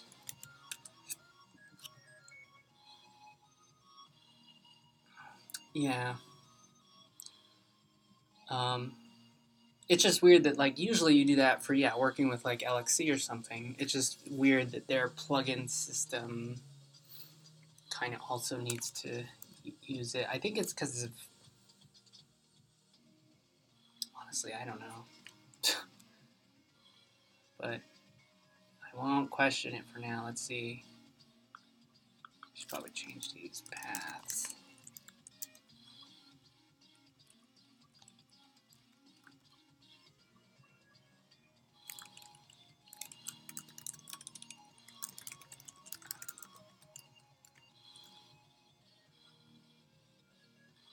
Is this necessary? We'll find out. Oh, all the more reason I should probably vendor. So, I don't know why why this is here. I don't think it actually puts it there. Does it?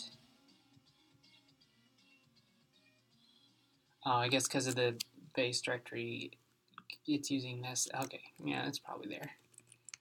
But it will be called this. Although I don't know why this needs to be there at all, because you're never going to run that.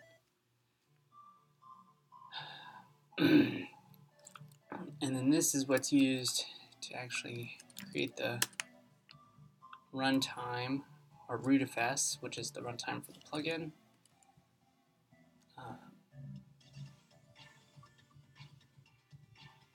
This is all fine.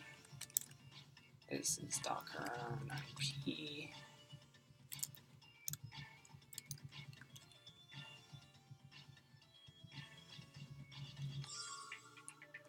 3.6, huh?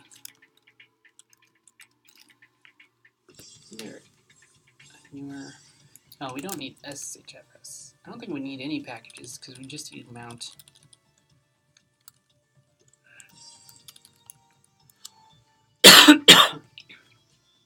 But that was the problem. For some reason, it didn't have. Oh, maybe that's the problem. Maybe mount was a symlink because it's based on BusyBox, so I don't know why those wouldn't be there though. Alright, whatever. So I'm gonna delete this.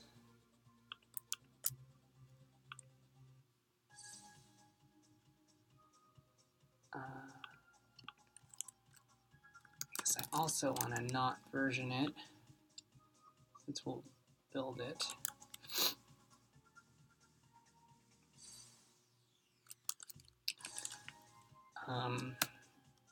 And I'm going to start over with that.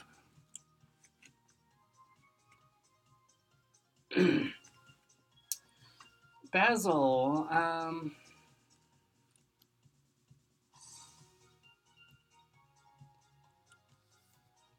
you know, I don't feel like most people have a project complex enough for Google's build engine. I certainly don't. So it might not be worth learning. There's, especially if you're just building Go code, like, the Go toolchain is great. But maybe you're thinking about this makefile stuff. I like makefile just because it's very, don't worry about it. I like using makefile just because it's very, like, standard and, like, accessible and readable. It's Bash.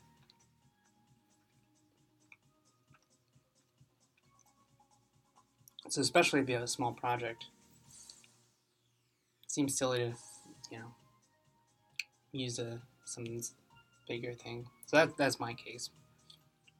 I don't know. I imagine if you have a big project with a lot of components, a lot of different sub-projects, Basil probably might be nice, but I don't know enough about it. I forget what its selling point is. It's kind of like a unique selling point. I don't know if you remember, but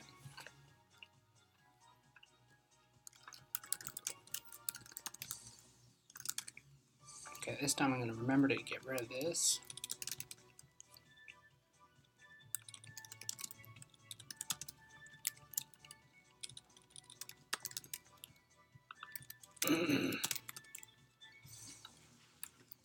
I'm going to try and build this from scratch again, and hopefully mount is included this time.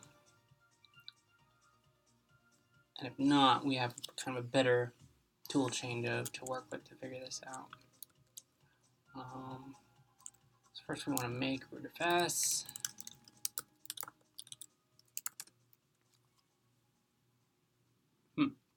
I should change the comments.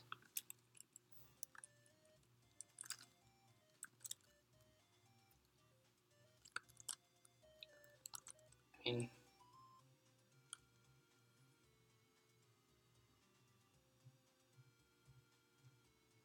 I'm just going to say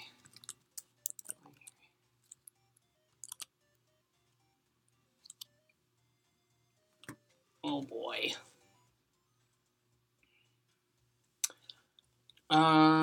Okay, because yeah, he's vendoring everything, so I'm gonna have to do like a go get in here, I guess. This is my work directory, so go install.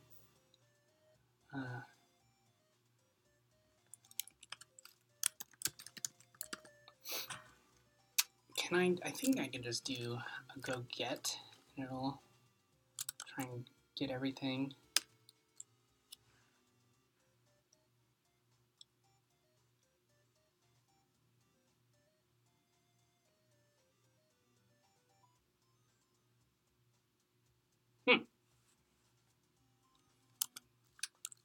Well, we could install it, or we could just vendor everything.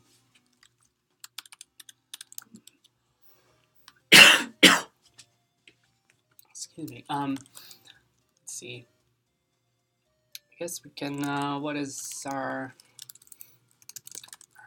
dep tool? Make sure I have the latest version of this thing. Maybe I installed it with brew.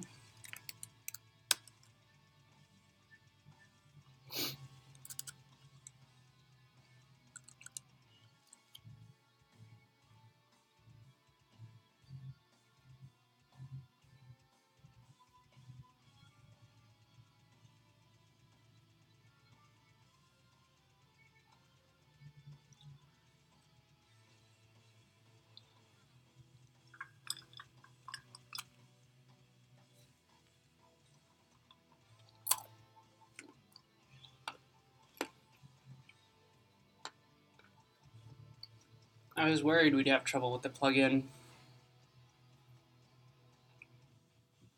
There's a lot of pieces to this thing.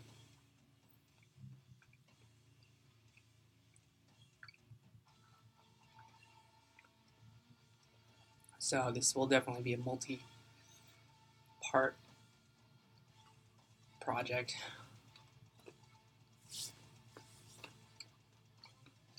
Is that the latest? I don't know.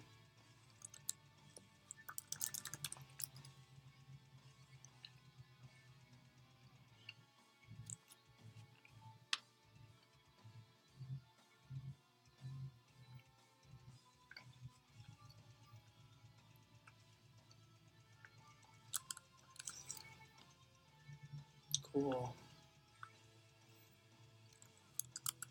Okay, make rootfs now.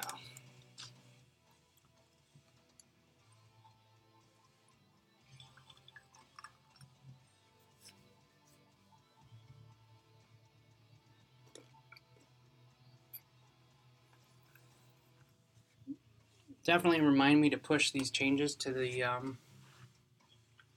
Docker 9p project, since last time I clearly forgot.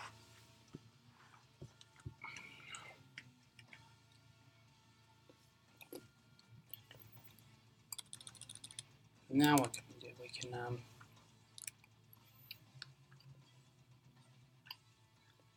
create enable. I mean, Docker 9p is mine, so I'm probably just going to push directly to master. I even forgot to do that, so I'll probably remember. Okay, that was the easy part. Enable.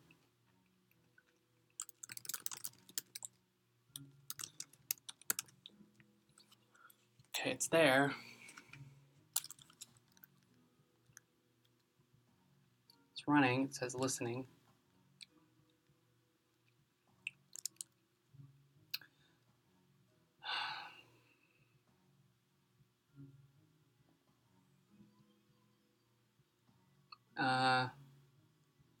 Okay, so we're hoping this one has mount. So we'll keep an eye on these logs while we've got the server running again. We can try and create a new volume again. Can we do so it's in here.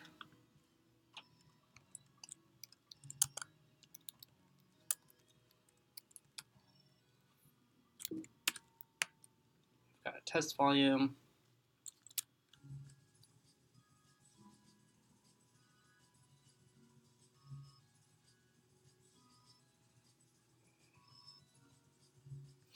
Seems to have made it okay. And then this is the part that might fail. Oh, it worked. And that's it. Connecting.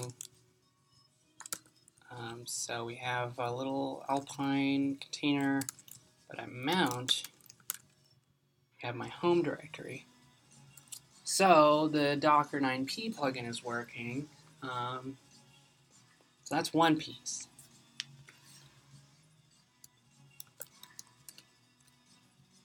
Let me try and let's see.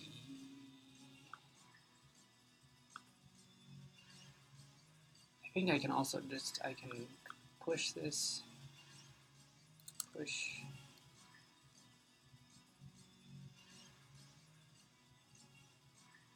Well, I kind of don't trust that if I push it, it's going to still work from now, so I'm just, I'm not going to bother pushing. So, how to build. So you don't really need anything, you just need Docker. Make rootfs, and then make create. In theory, you could do this all in one command.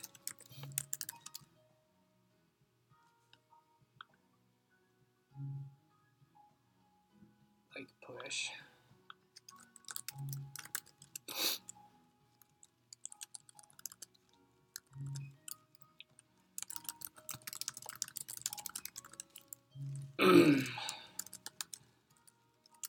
Set up.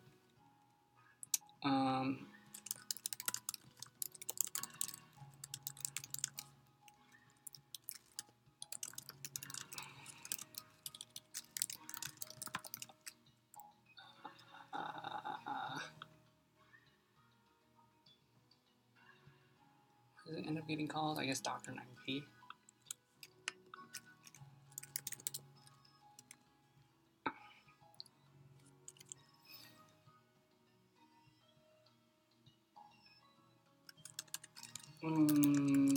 How to test. Need to have a 9p server running, like the one in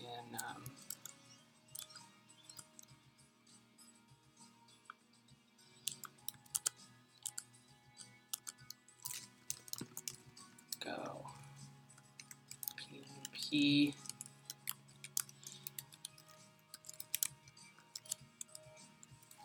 Right, that's what's running here.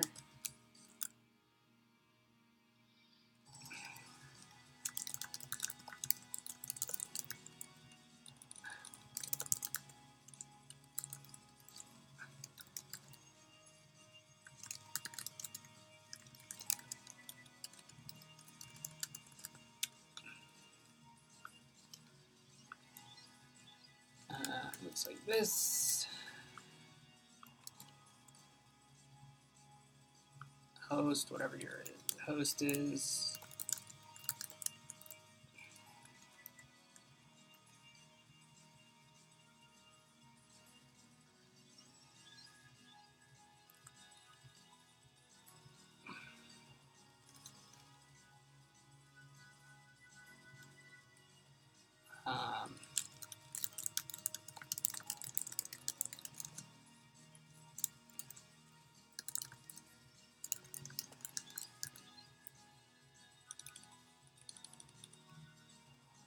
Create a container that will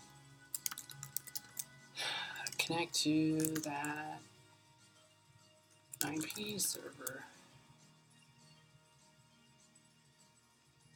and have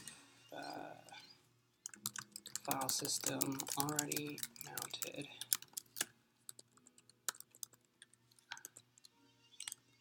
Where was it? Looks like this. Oh, I'm lost. Okay.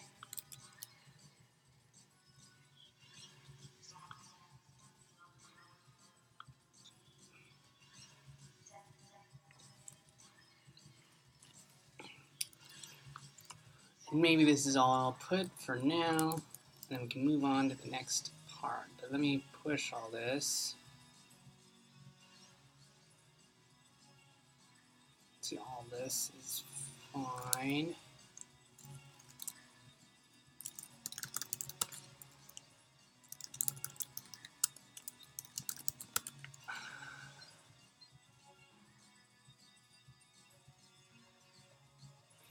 Oh, that's why it's not doing it. Typo. Get ignore.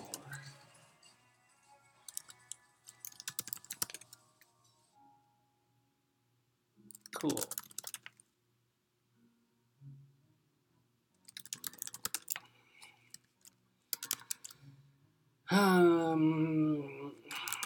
Updated to latest.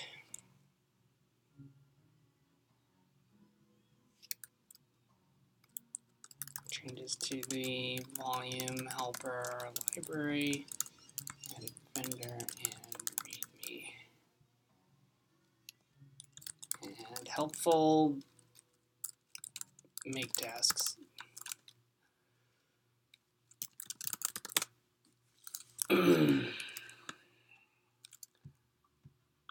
Alright. So this project's a little better to use. What's next? So instead of running this in Dockerbox, let's see, I wonder if I should end on a high note for today or try one more thing.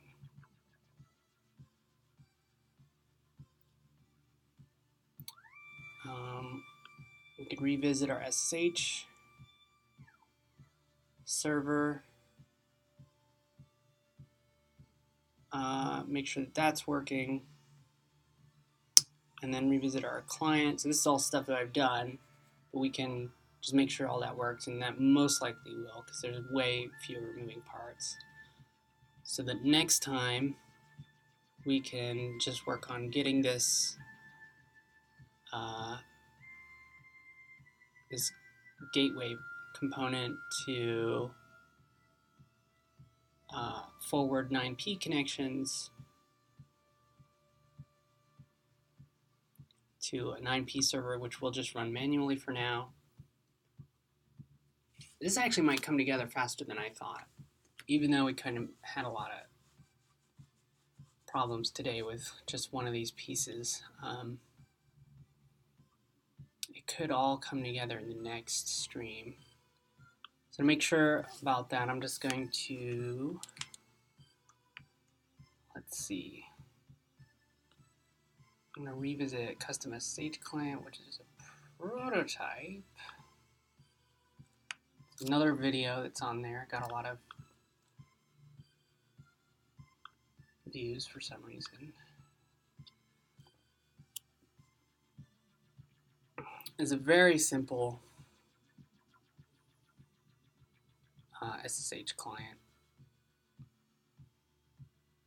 but with terminal support and all that. I guess I built a server too, because that's super easy. I think I built a server that just runs top to test the terminal stuff.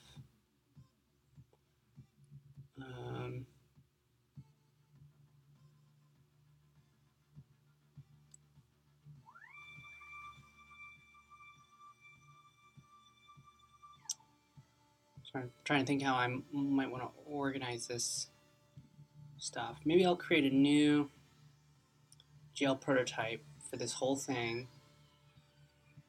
Copy this stuff in because I'm going to edit it more. And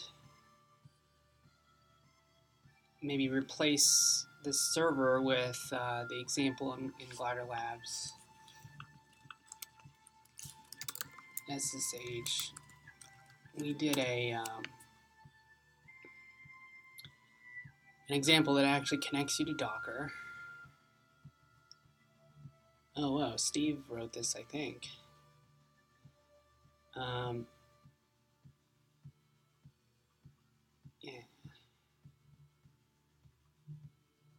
This is all just a Docker client and then exposing it as over SSH.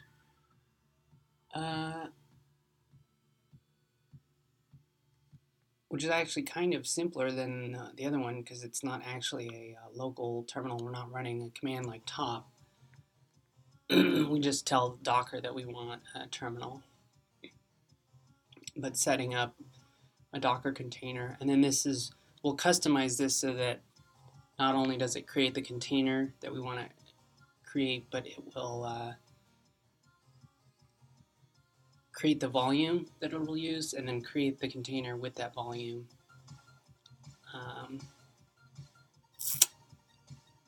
So I guess I'll start putting together the project.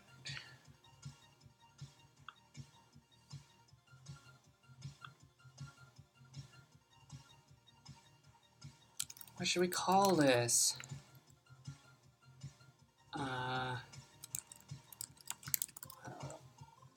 Local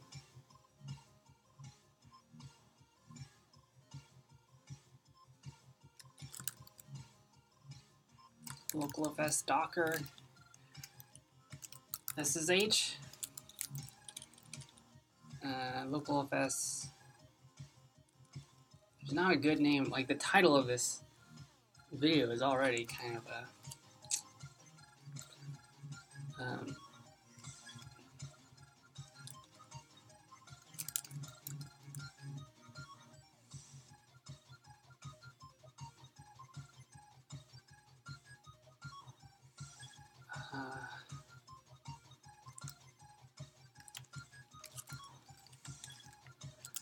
we'll just put in some keywords. Localfs Docker SSH. And we'll describe it. Oops.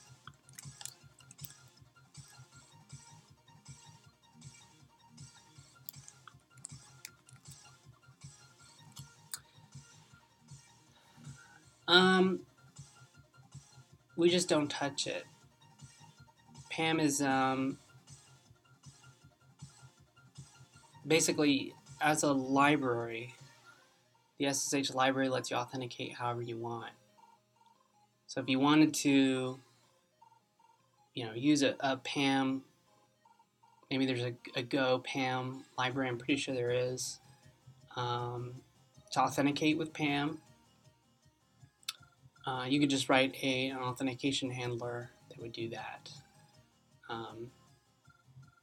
So instead, a lot of the time, a common authentication I do is just authenticating against your GitHub username, since you often have your keys, your public SSH keys associated with your account, and so there's an endpoint to get your SSH keys for GitHub. And so I'll just, whatever your username is, look up on GitHub your SSH keys, and then that's kind of good enough authentication for most of my projects, especially since I usually don't do host-based stuff. PAM is very host-specific, looking into depending on how you have it set up, but, it's usually set up for, like, local users on a host. And I'm usually building applications that are, not about a host or the users on that host. But you could. So, if that answers your question, let's make a README just to make sure.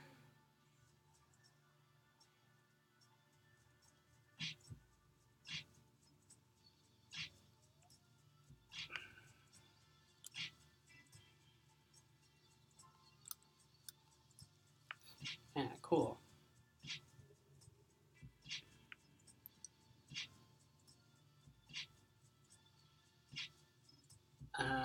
Okay, so I'm gonna grab this.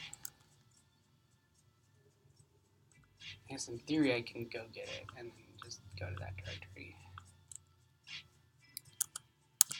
It feels like that's almost a little bit simpler. Oh, well, I can't. Yeah, exactly. All right.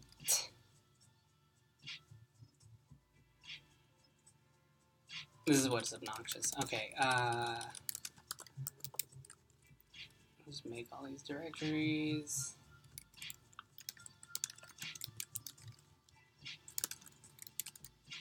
And then I'll clone it there. Oops.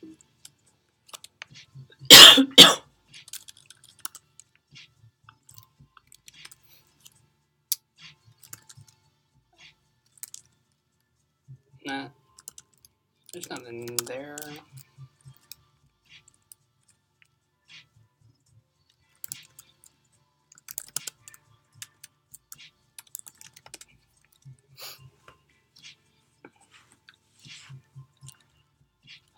Okay, so I'm going to copy in the code from our SSH client, which I guess I can just copy this whole directory for now.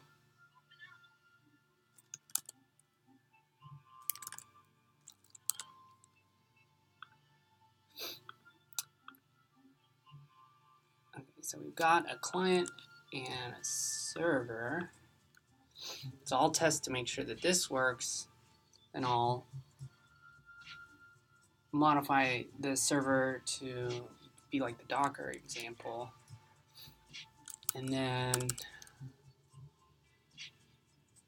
I'll be done for today.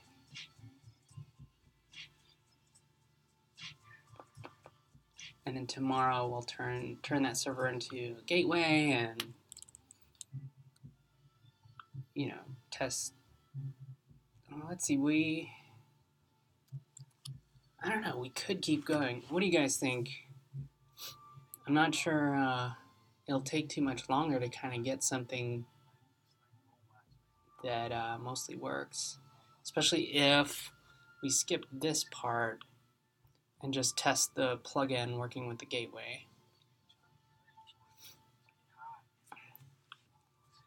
That kind of feel good. Maybe I'll do that, especially because it's sort of like I got some more time. It's turning into almost a 3-hour stream. I can definitely finish it before the end of the hour. Probably sooner than then, I'm thinking now. Okay, so let's test this stuff.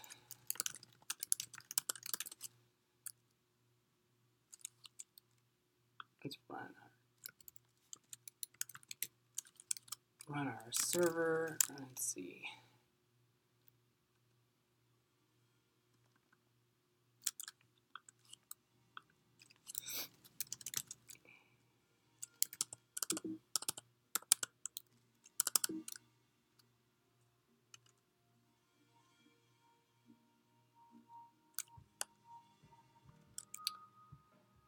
first I'm going to connect to it with a regular SSH. Just let's see what happens. That works. We get top. That's what our server was supposed to do. We'll try it with our client, which I believe is hard-coded to connect to localhost. No, it takes the argument. Yeah. Yep, okay. And I'm also going to just do go run.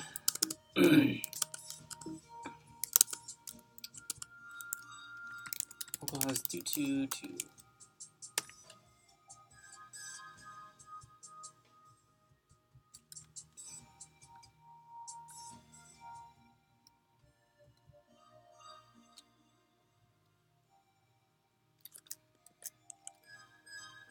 That's interesting. Let's try building it.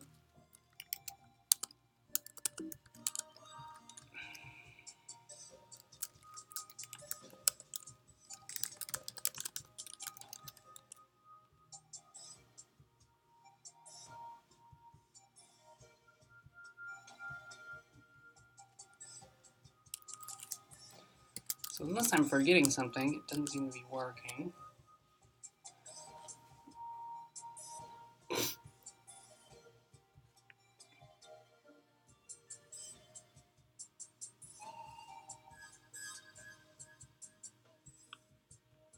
I mean, maybe this that looks suspect, but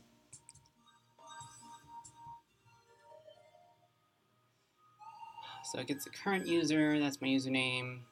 Goes and tries some keys. Not dealing with the host key. Taking the first argument, which is our address, which we split up. If we just said localhost 3022, joins them, connects them, sets up a session. Oh, you know, I think what this was I was testing, making sure that forwarding worked. So this actually does more than just connects as a regular client.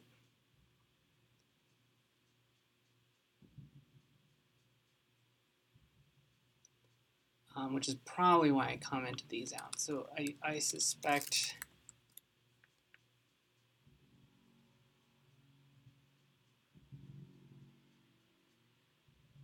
I will also have to put these in here because it is a terminal. Oops.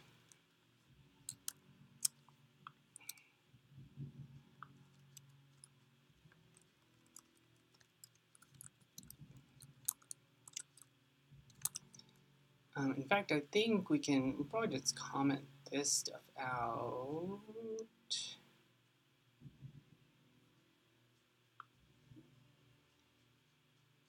For now. I'll use the environment to tell it how we wanted to do remote forwarding.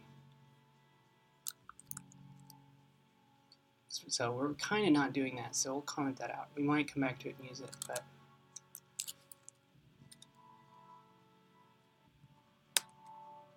okay, here's our client.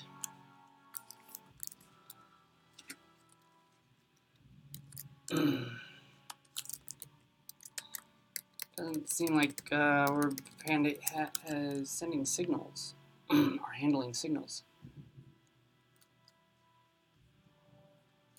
I guess that's something to do.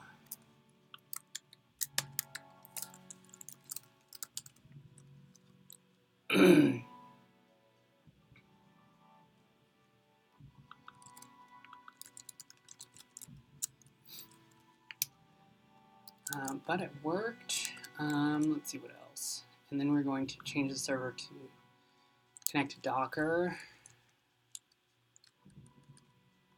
Let's see, we had an example here.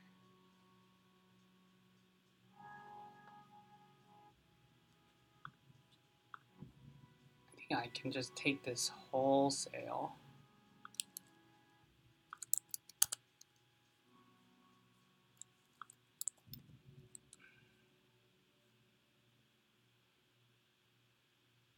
So in this case, the image is going to be, we tell it what image to use based on the user. So it's going to ignore the user for any kind of authentication. And do this. So what do we have here? We probably have some Docker library calls that are not up to date.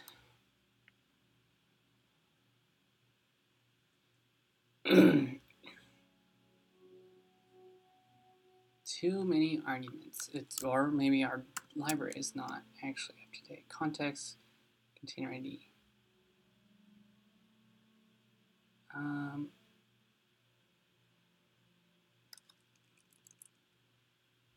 It's interesting that it doesn't take this argument.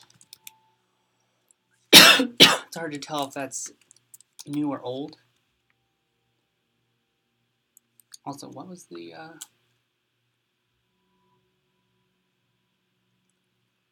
This feels like a step backwards, so maybe it's my Docker library is not up to date. This is what? Docker...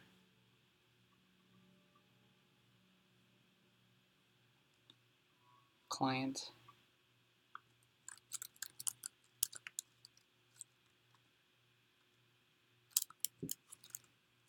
Go get.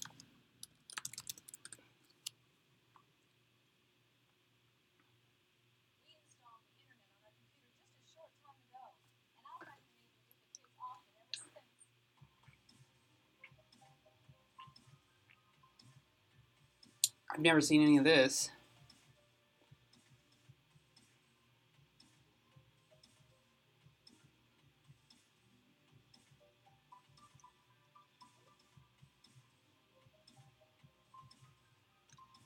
I didn't make any changes. I'm happy just blowing this away and pulling it again.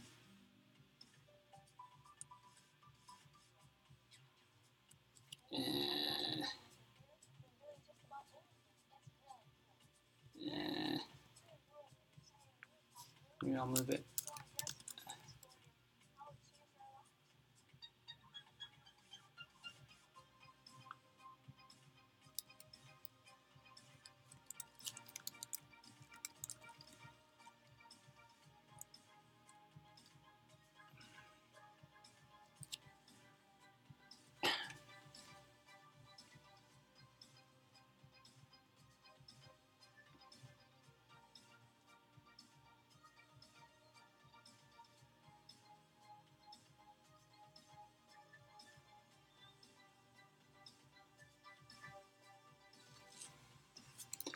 I guess I can use GoDoc to find out about this.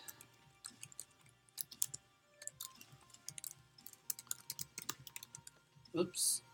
Wait, no, this works.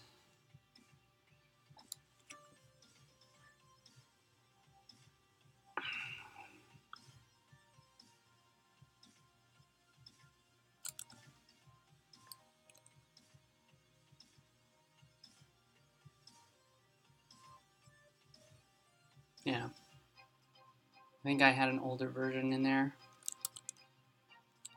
Which is weird because I wrote that other code. Well, maybe someone submitted a patch. That's also probably true. So we can try running this server now. Did I put it back? I did not. But I don't think I saved either, so. So I can, oh, that's interesting. I'm gonna use our regular client to start with. Alpine at localhost.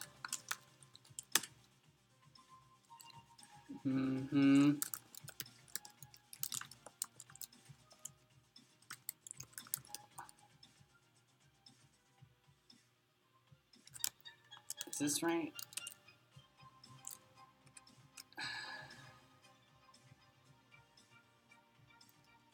Client is too new.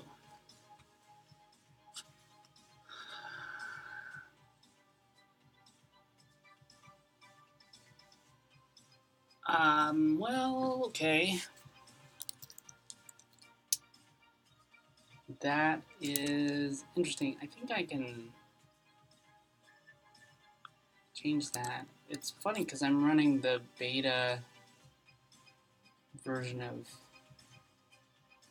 Docker for Mac.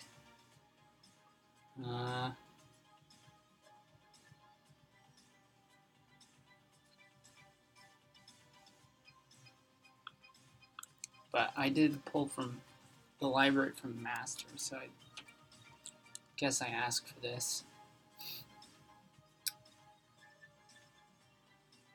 But how do I know what version of Docker? I guess I can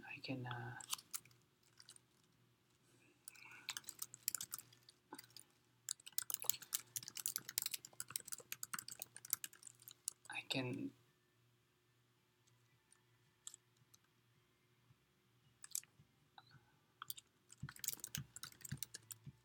sure the version that I have is tagged.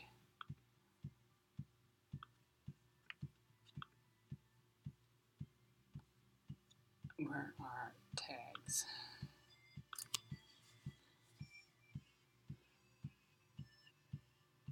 $17.12.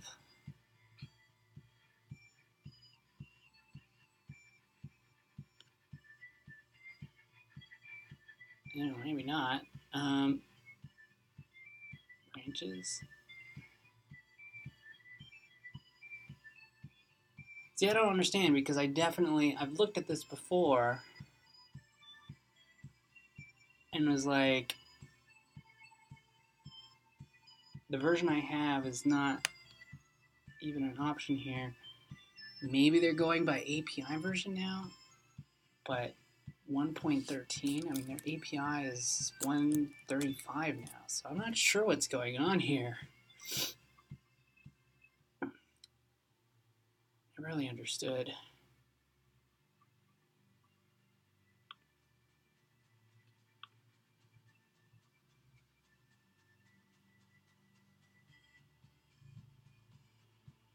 I guess I can wait. What's going on?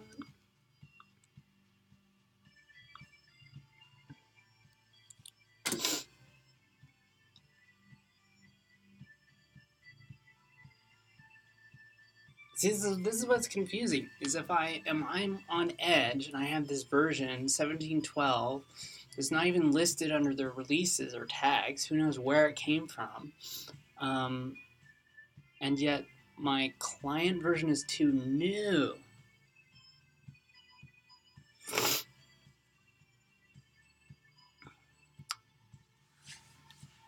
This makes no sense. Maybe they split this into separate projects or something, like a separate. I don't see anything. Or maybe Docker. Maybe it would be under Docker now. Docker CE. Yeah, there's no.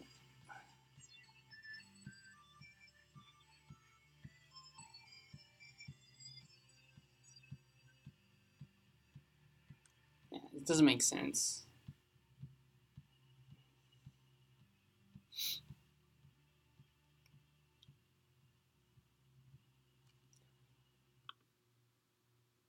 I don't know, man.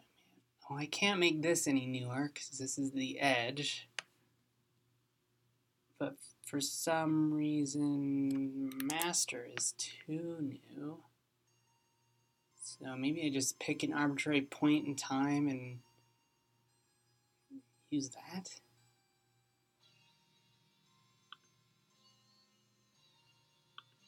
Is there like a version definition here?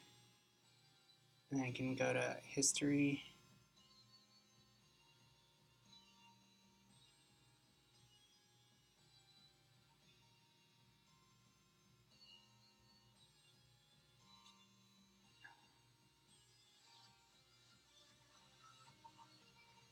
Study 5.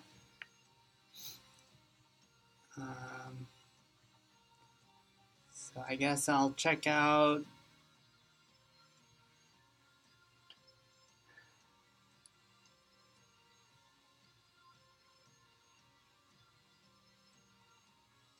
this commit.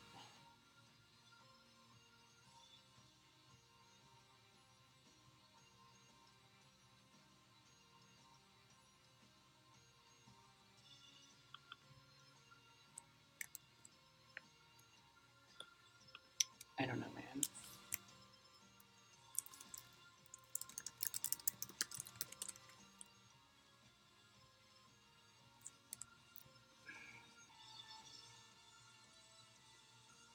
Just gonna have to rebuild the server.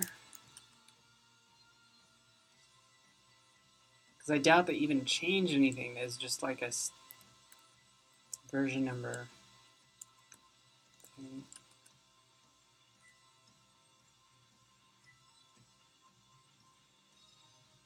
No command specified.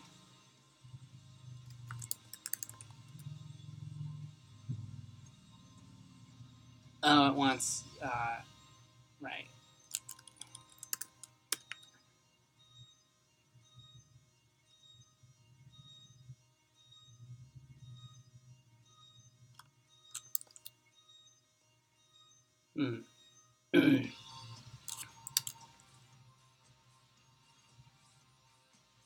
Oh, I think it's doing this because I provided a command, so it's not thinking it's a shell. SSH is weird.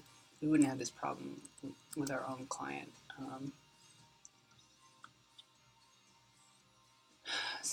Why don't we start just hard coding some stuff here on the server side. We'll use Alpine. Our command will be sh.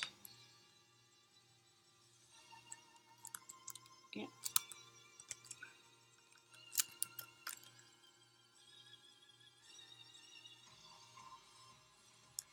What?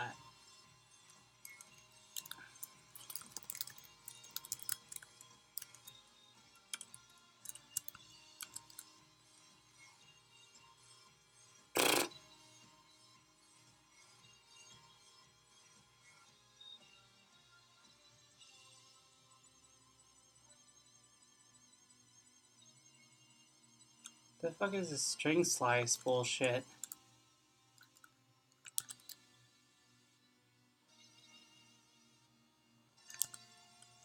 And maybe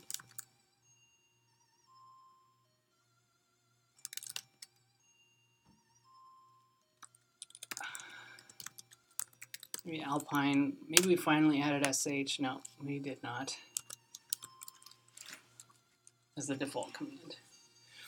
Oh, what? Oh, what do you find? Docker CE releases.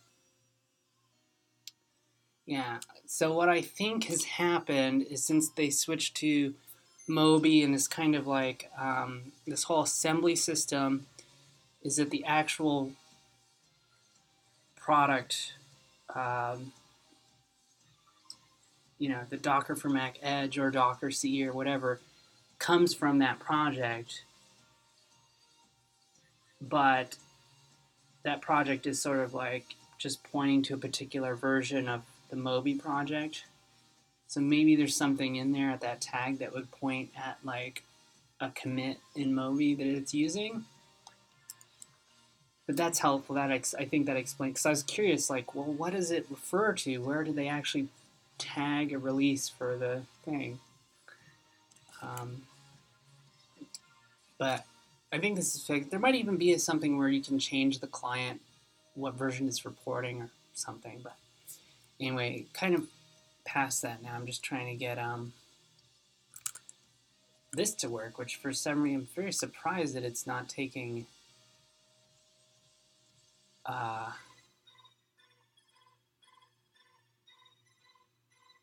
you know, so we'll look at this.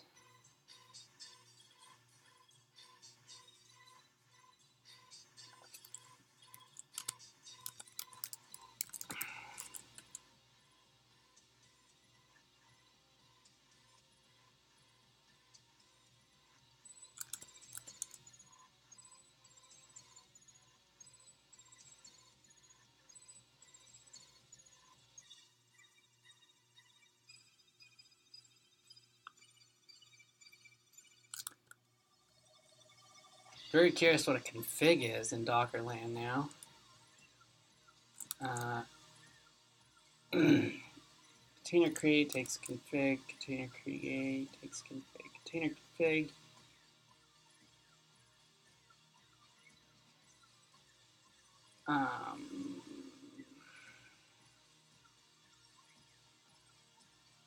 For some reason it wants a fucking string slice. What the fuck is this?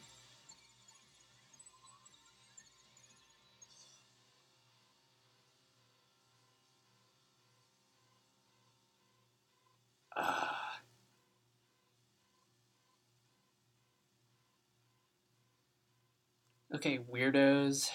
I understand why they did this. It's just frustrating. I have to do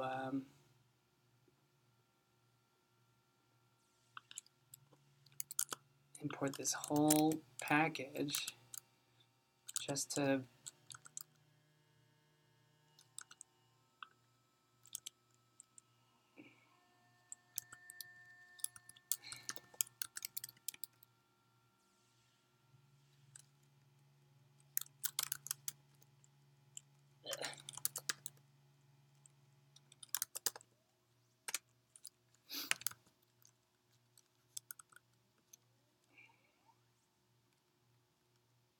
okay, and this was server. Okay, and now I can let's get rid of this. This doesn't matter. Blah blah blah blah. But now we're in a Docker container. An Alpine Docker container. We're having to deal with the that every time, just because every time I start the server, it's generating a new host key. Now, since we've hard-coded these things, we can easily use the client that we made. It should do the same thing. Where's our client? Oh.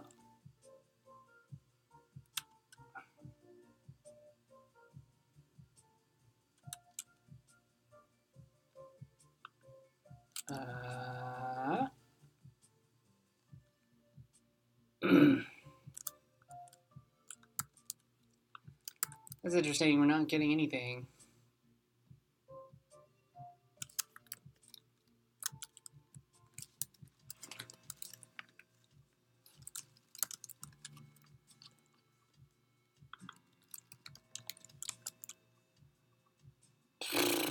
That's weird. Let's see if we're doing something funny in there.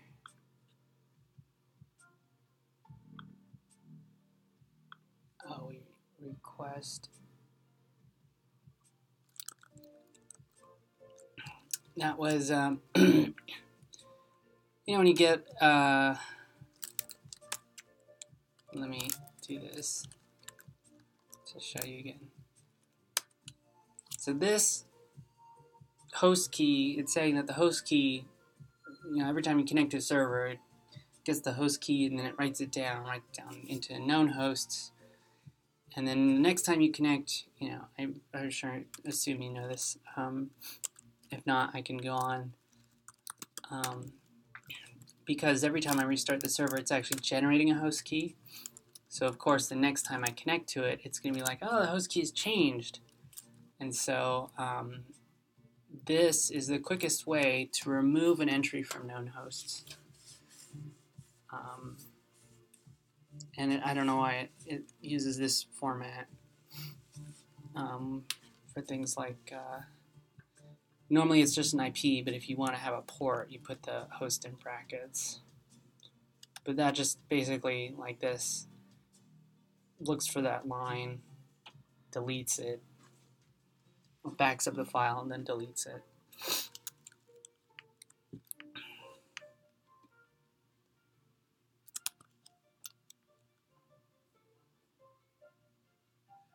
No problem. So hopefully that's kind of like the benefit of doing these streams is people can ask questions.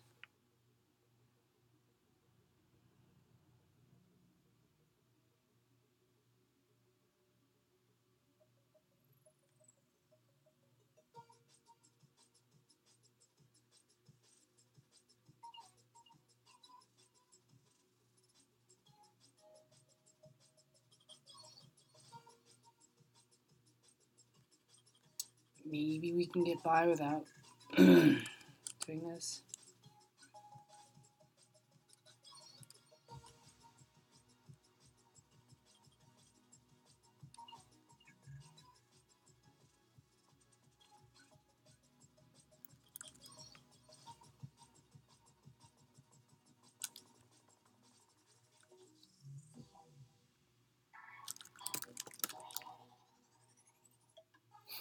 Doesn't seem to be cleaning up.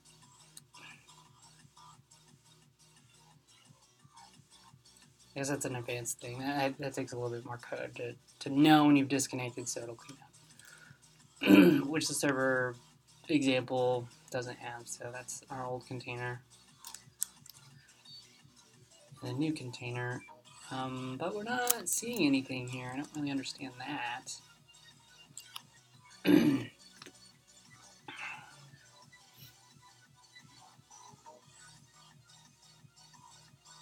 Especially since it works with normal SSH. I think tomorrow, to kind of get this out of the way, I think that's when it'll get interesting, when the actual title comes into play. This is all just kind of getting the pieces there. See, this works totally fine. I don't know what it is about the client. It's causing problems.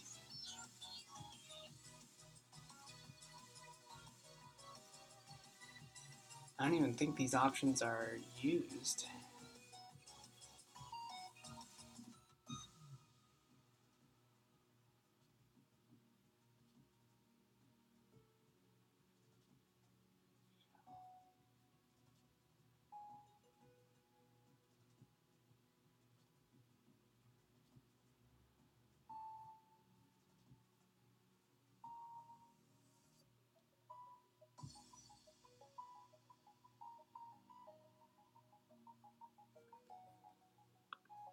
So this would cause it to...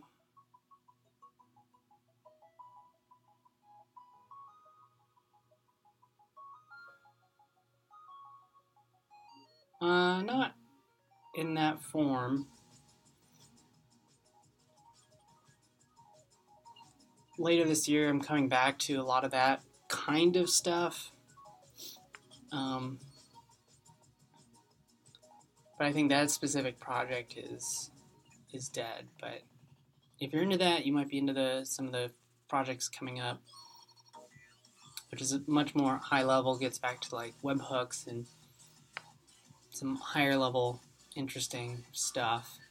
This is all boring to me. It's systemsy stuff, but it's infrastructure that needs to exist. Why I'm in this space at all.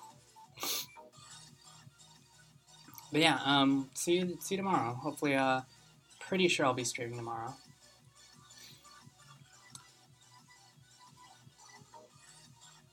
So I hope I'll see you.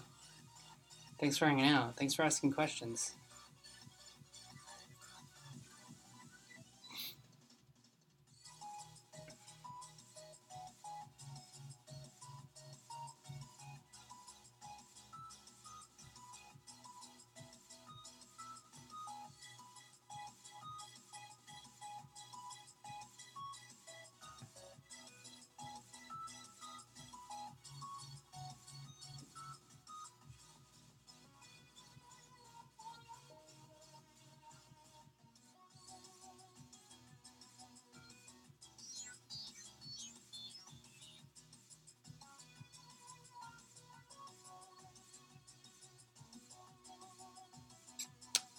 No problem.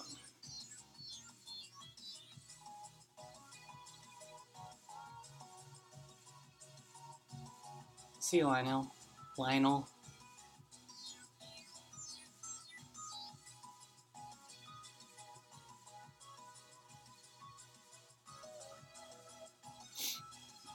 You know what I'm seeing?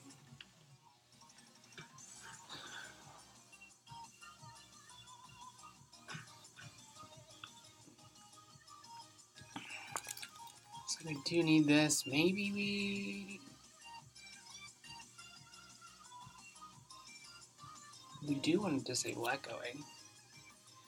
But the SSH server implementation actually kind of ignores all this. Maybe I should just send empty modes.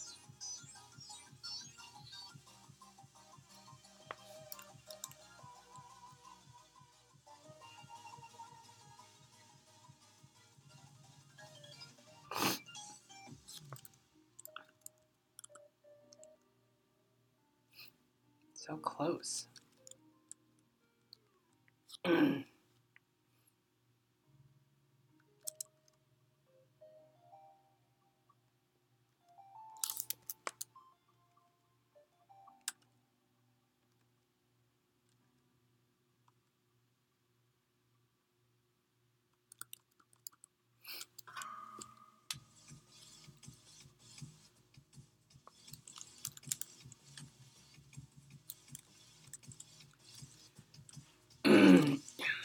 We know the server side is fine because we can connect with the regular client. So I'm not sure what it is about this client that's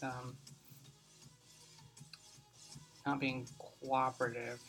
We're not getting any of the output.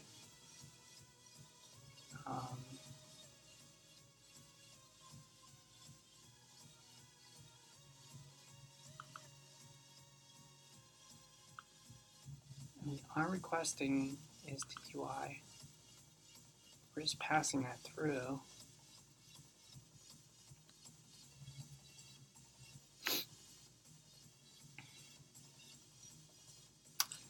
I don't know, is there something else that our old prototype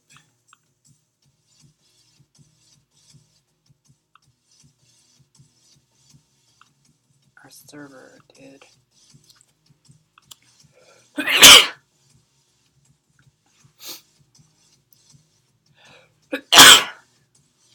need to take something for these allergies.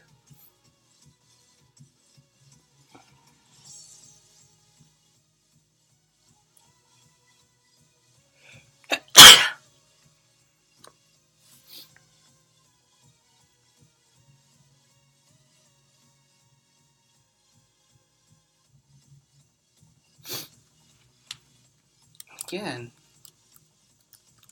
this seems like the client's fault because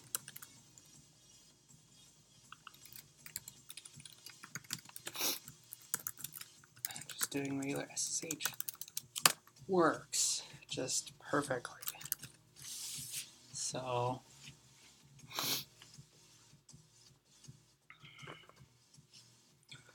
I'm a little bit at a loss as to why our client is not outputting anything.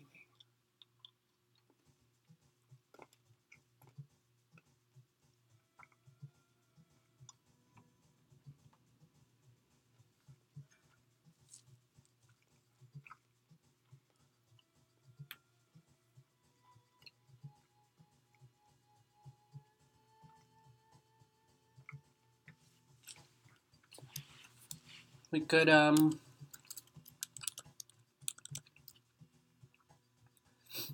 bring back our old server.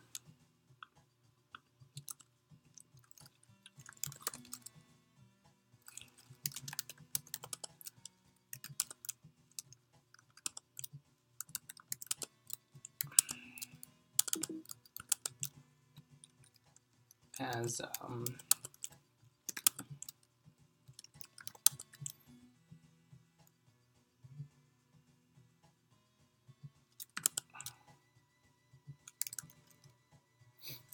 SSH server shell.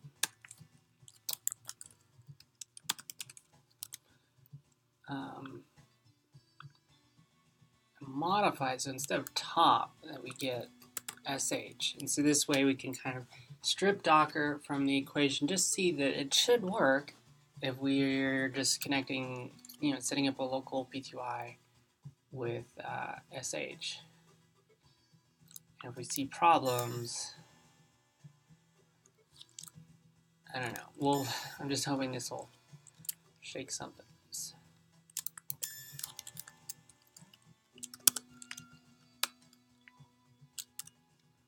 So first, let's try this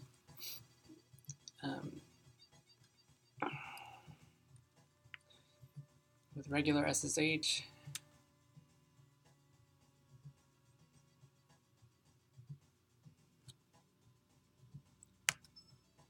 It's shelling out to SH, so its current working directory is the current working directory of the server. And of course, because it's on my system, it's loading my profile. So this actually looks like it exited, but it was basically the same thing as me going like this. So works fine. With regular SSH, let's see if anything's different. Oh, so this is unexpected. Well, sort of. It's not taking any input. Is this because, let me make sure. Yeah, we don't actually send, because I guess we weren't doing interactive stuff before. So this did shake something loose. We're not actually doing anything with standard in this client. So, pretty sure it's as simple as this.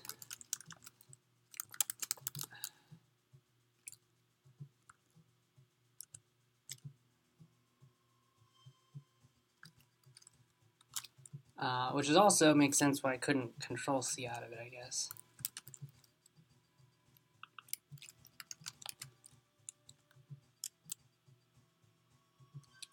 Yeah. So, I have to build it again.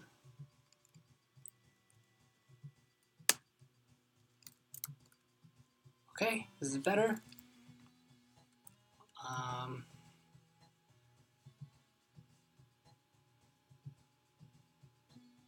I believe I'm in a shell, right? Yeah. It's hard to tell. I don't know where I am. I guess if I go into another directory and then try it again. Whoops.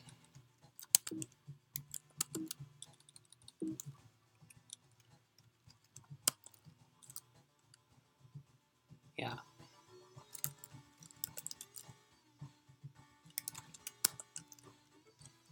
Okay. So, I just find it odd we weren't getting any output. So let's try running the Docker server.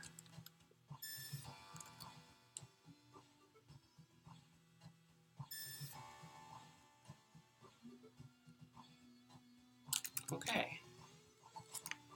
It works.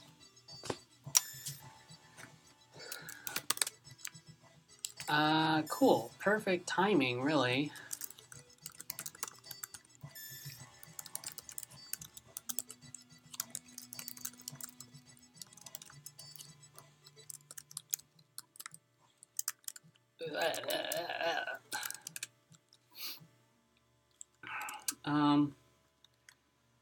I could try. So we made sure our custom SSH client stuff works. We've got an SSH server that acts as a gateway to Docker. Probably the first thing tomorrow is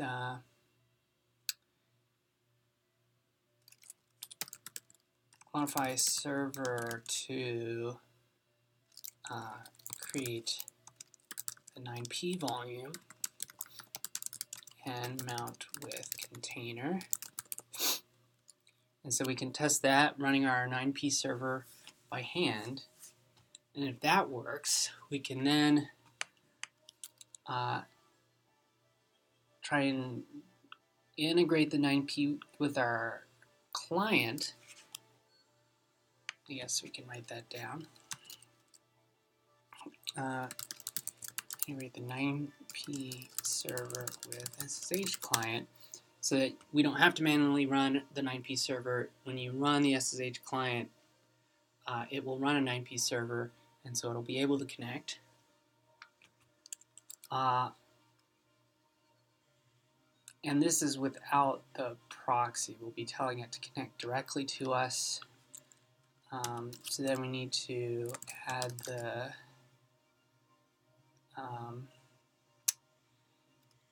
add the 9p proxy to the server.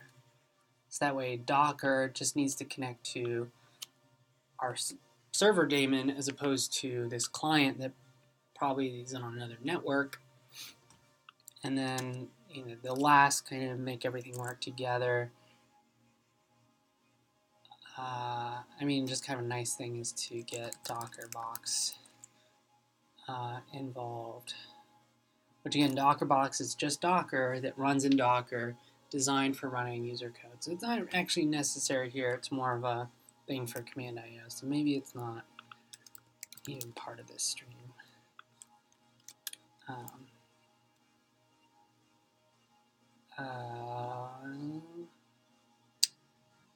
But yeah, and then we can like try some performance test or something. We'll come up with some good things that we can run in the container to make sure that it's like not ridiculously slow, that this is so pointless. We might even want to do it over the internet, run the server on DigitalOcean and see how that works, because that really gets at the remotely sharing. You're running a Docker container, a command in a Docker container in the cloud, but it has access to your local file system, and you're accessing it over SSH. That's the cool stuff. Okay, so that's it for today. Pretty happy with how this turned out. Thanks everybody for watching. I look forward to tomorrow. And you can also subscribe, obviously, to my YouTube channel. And there's a little alarm bell that will let you know that you can click to get notified when I go live, so you don't have to follow my Twitter. Yeah, that's it for today. Thanks, everybody.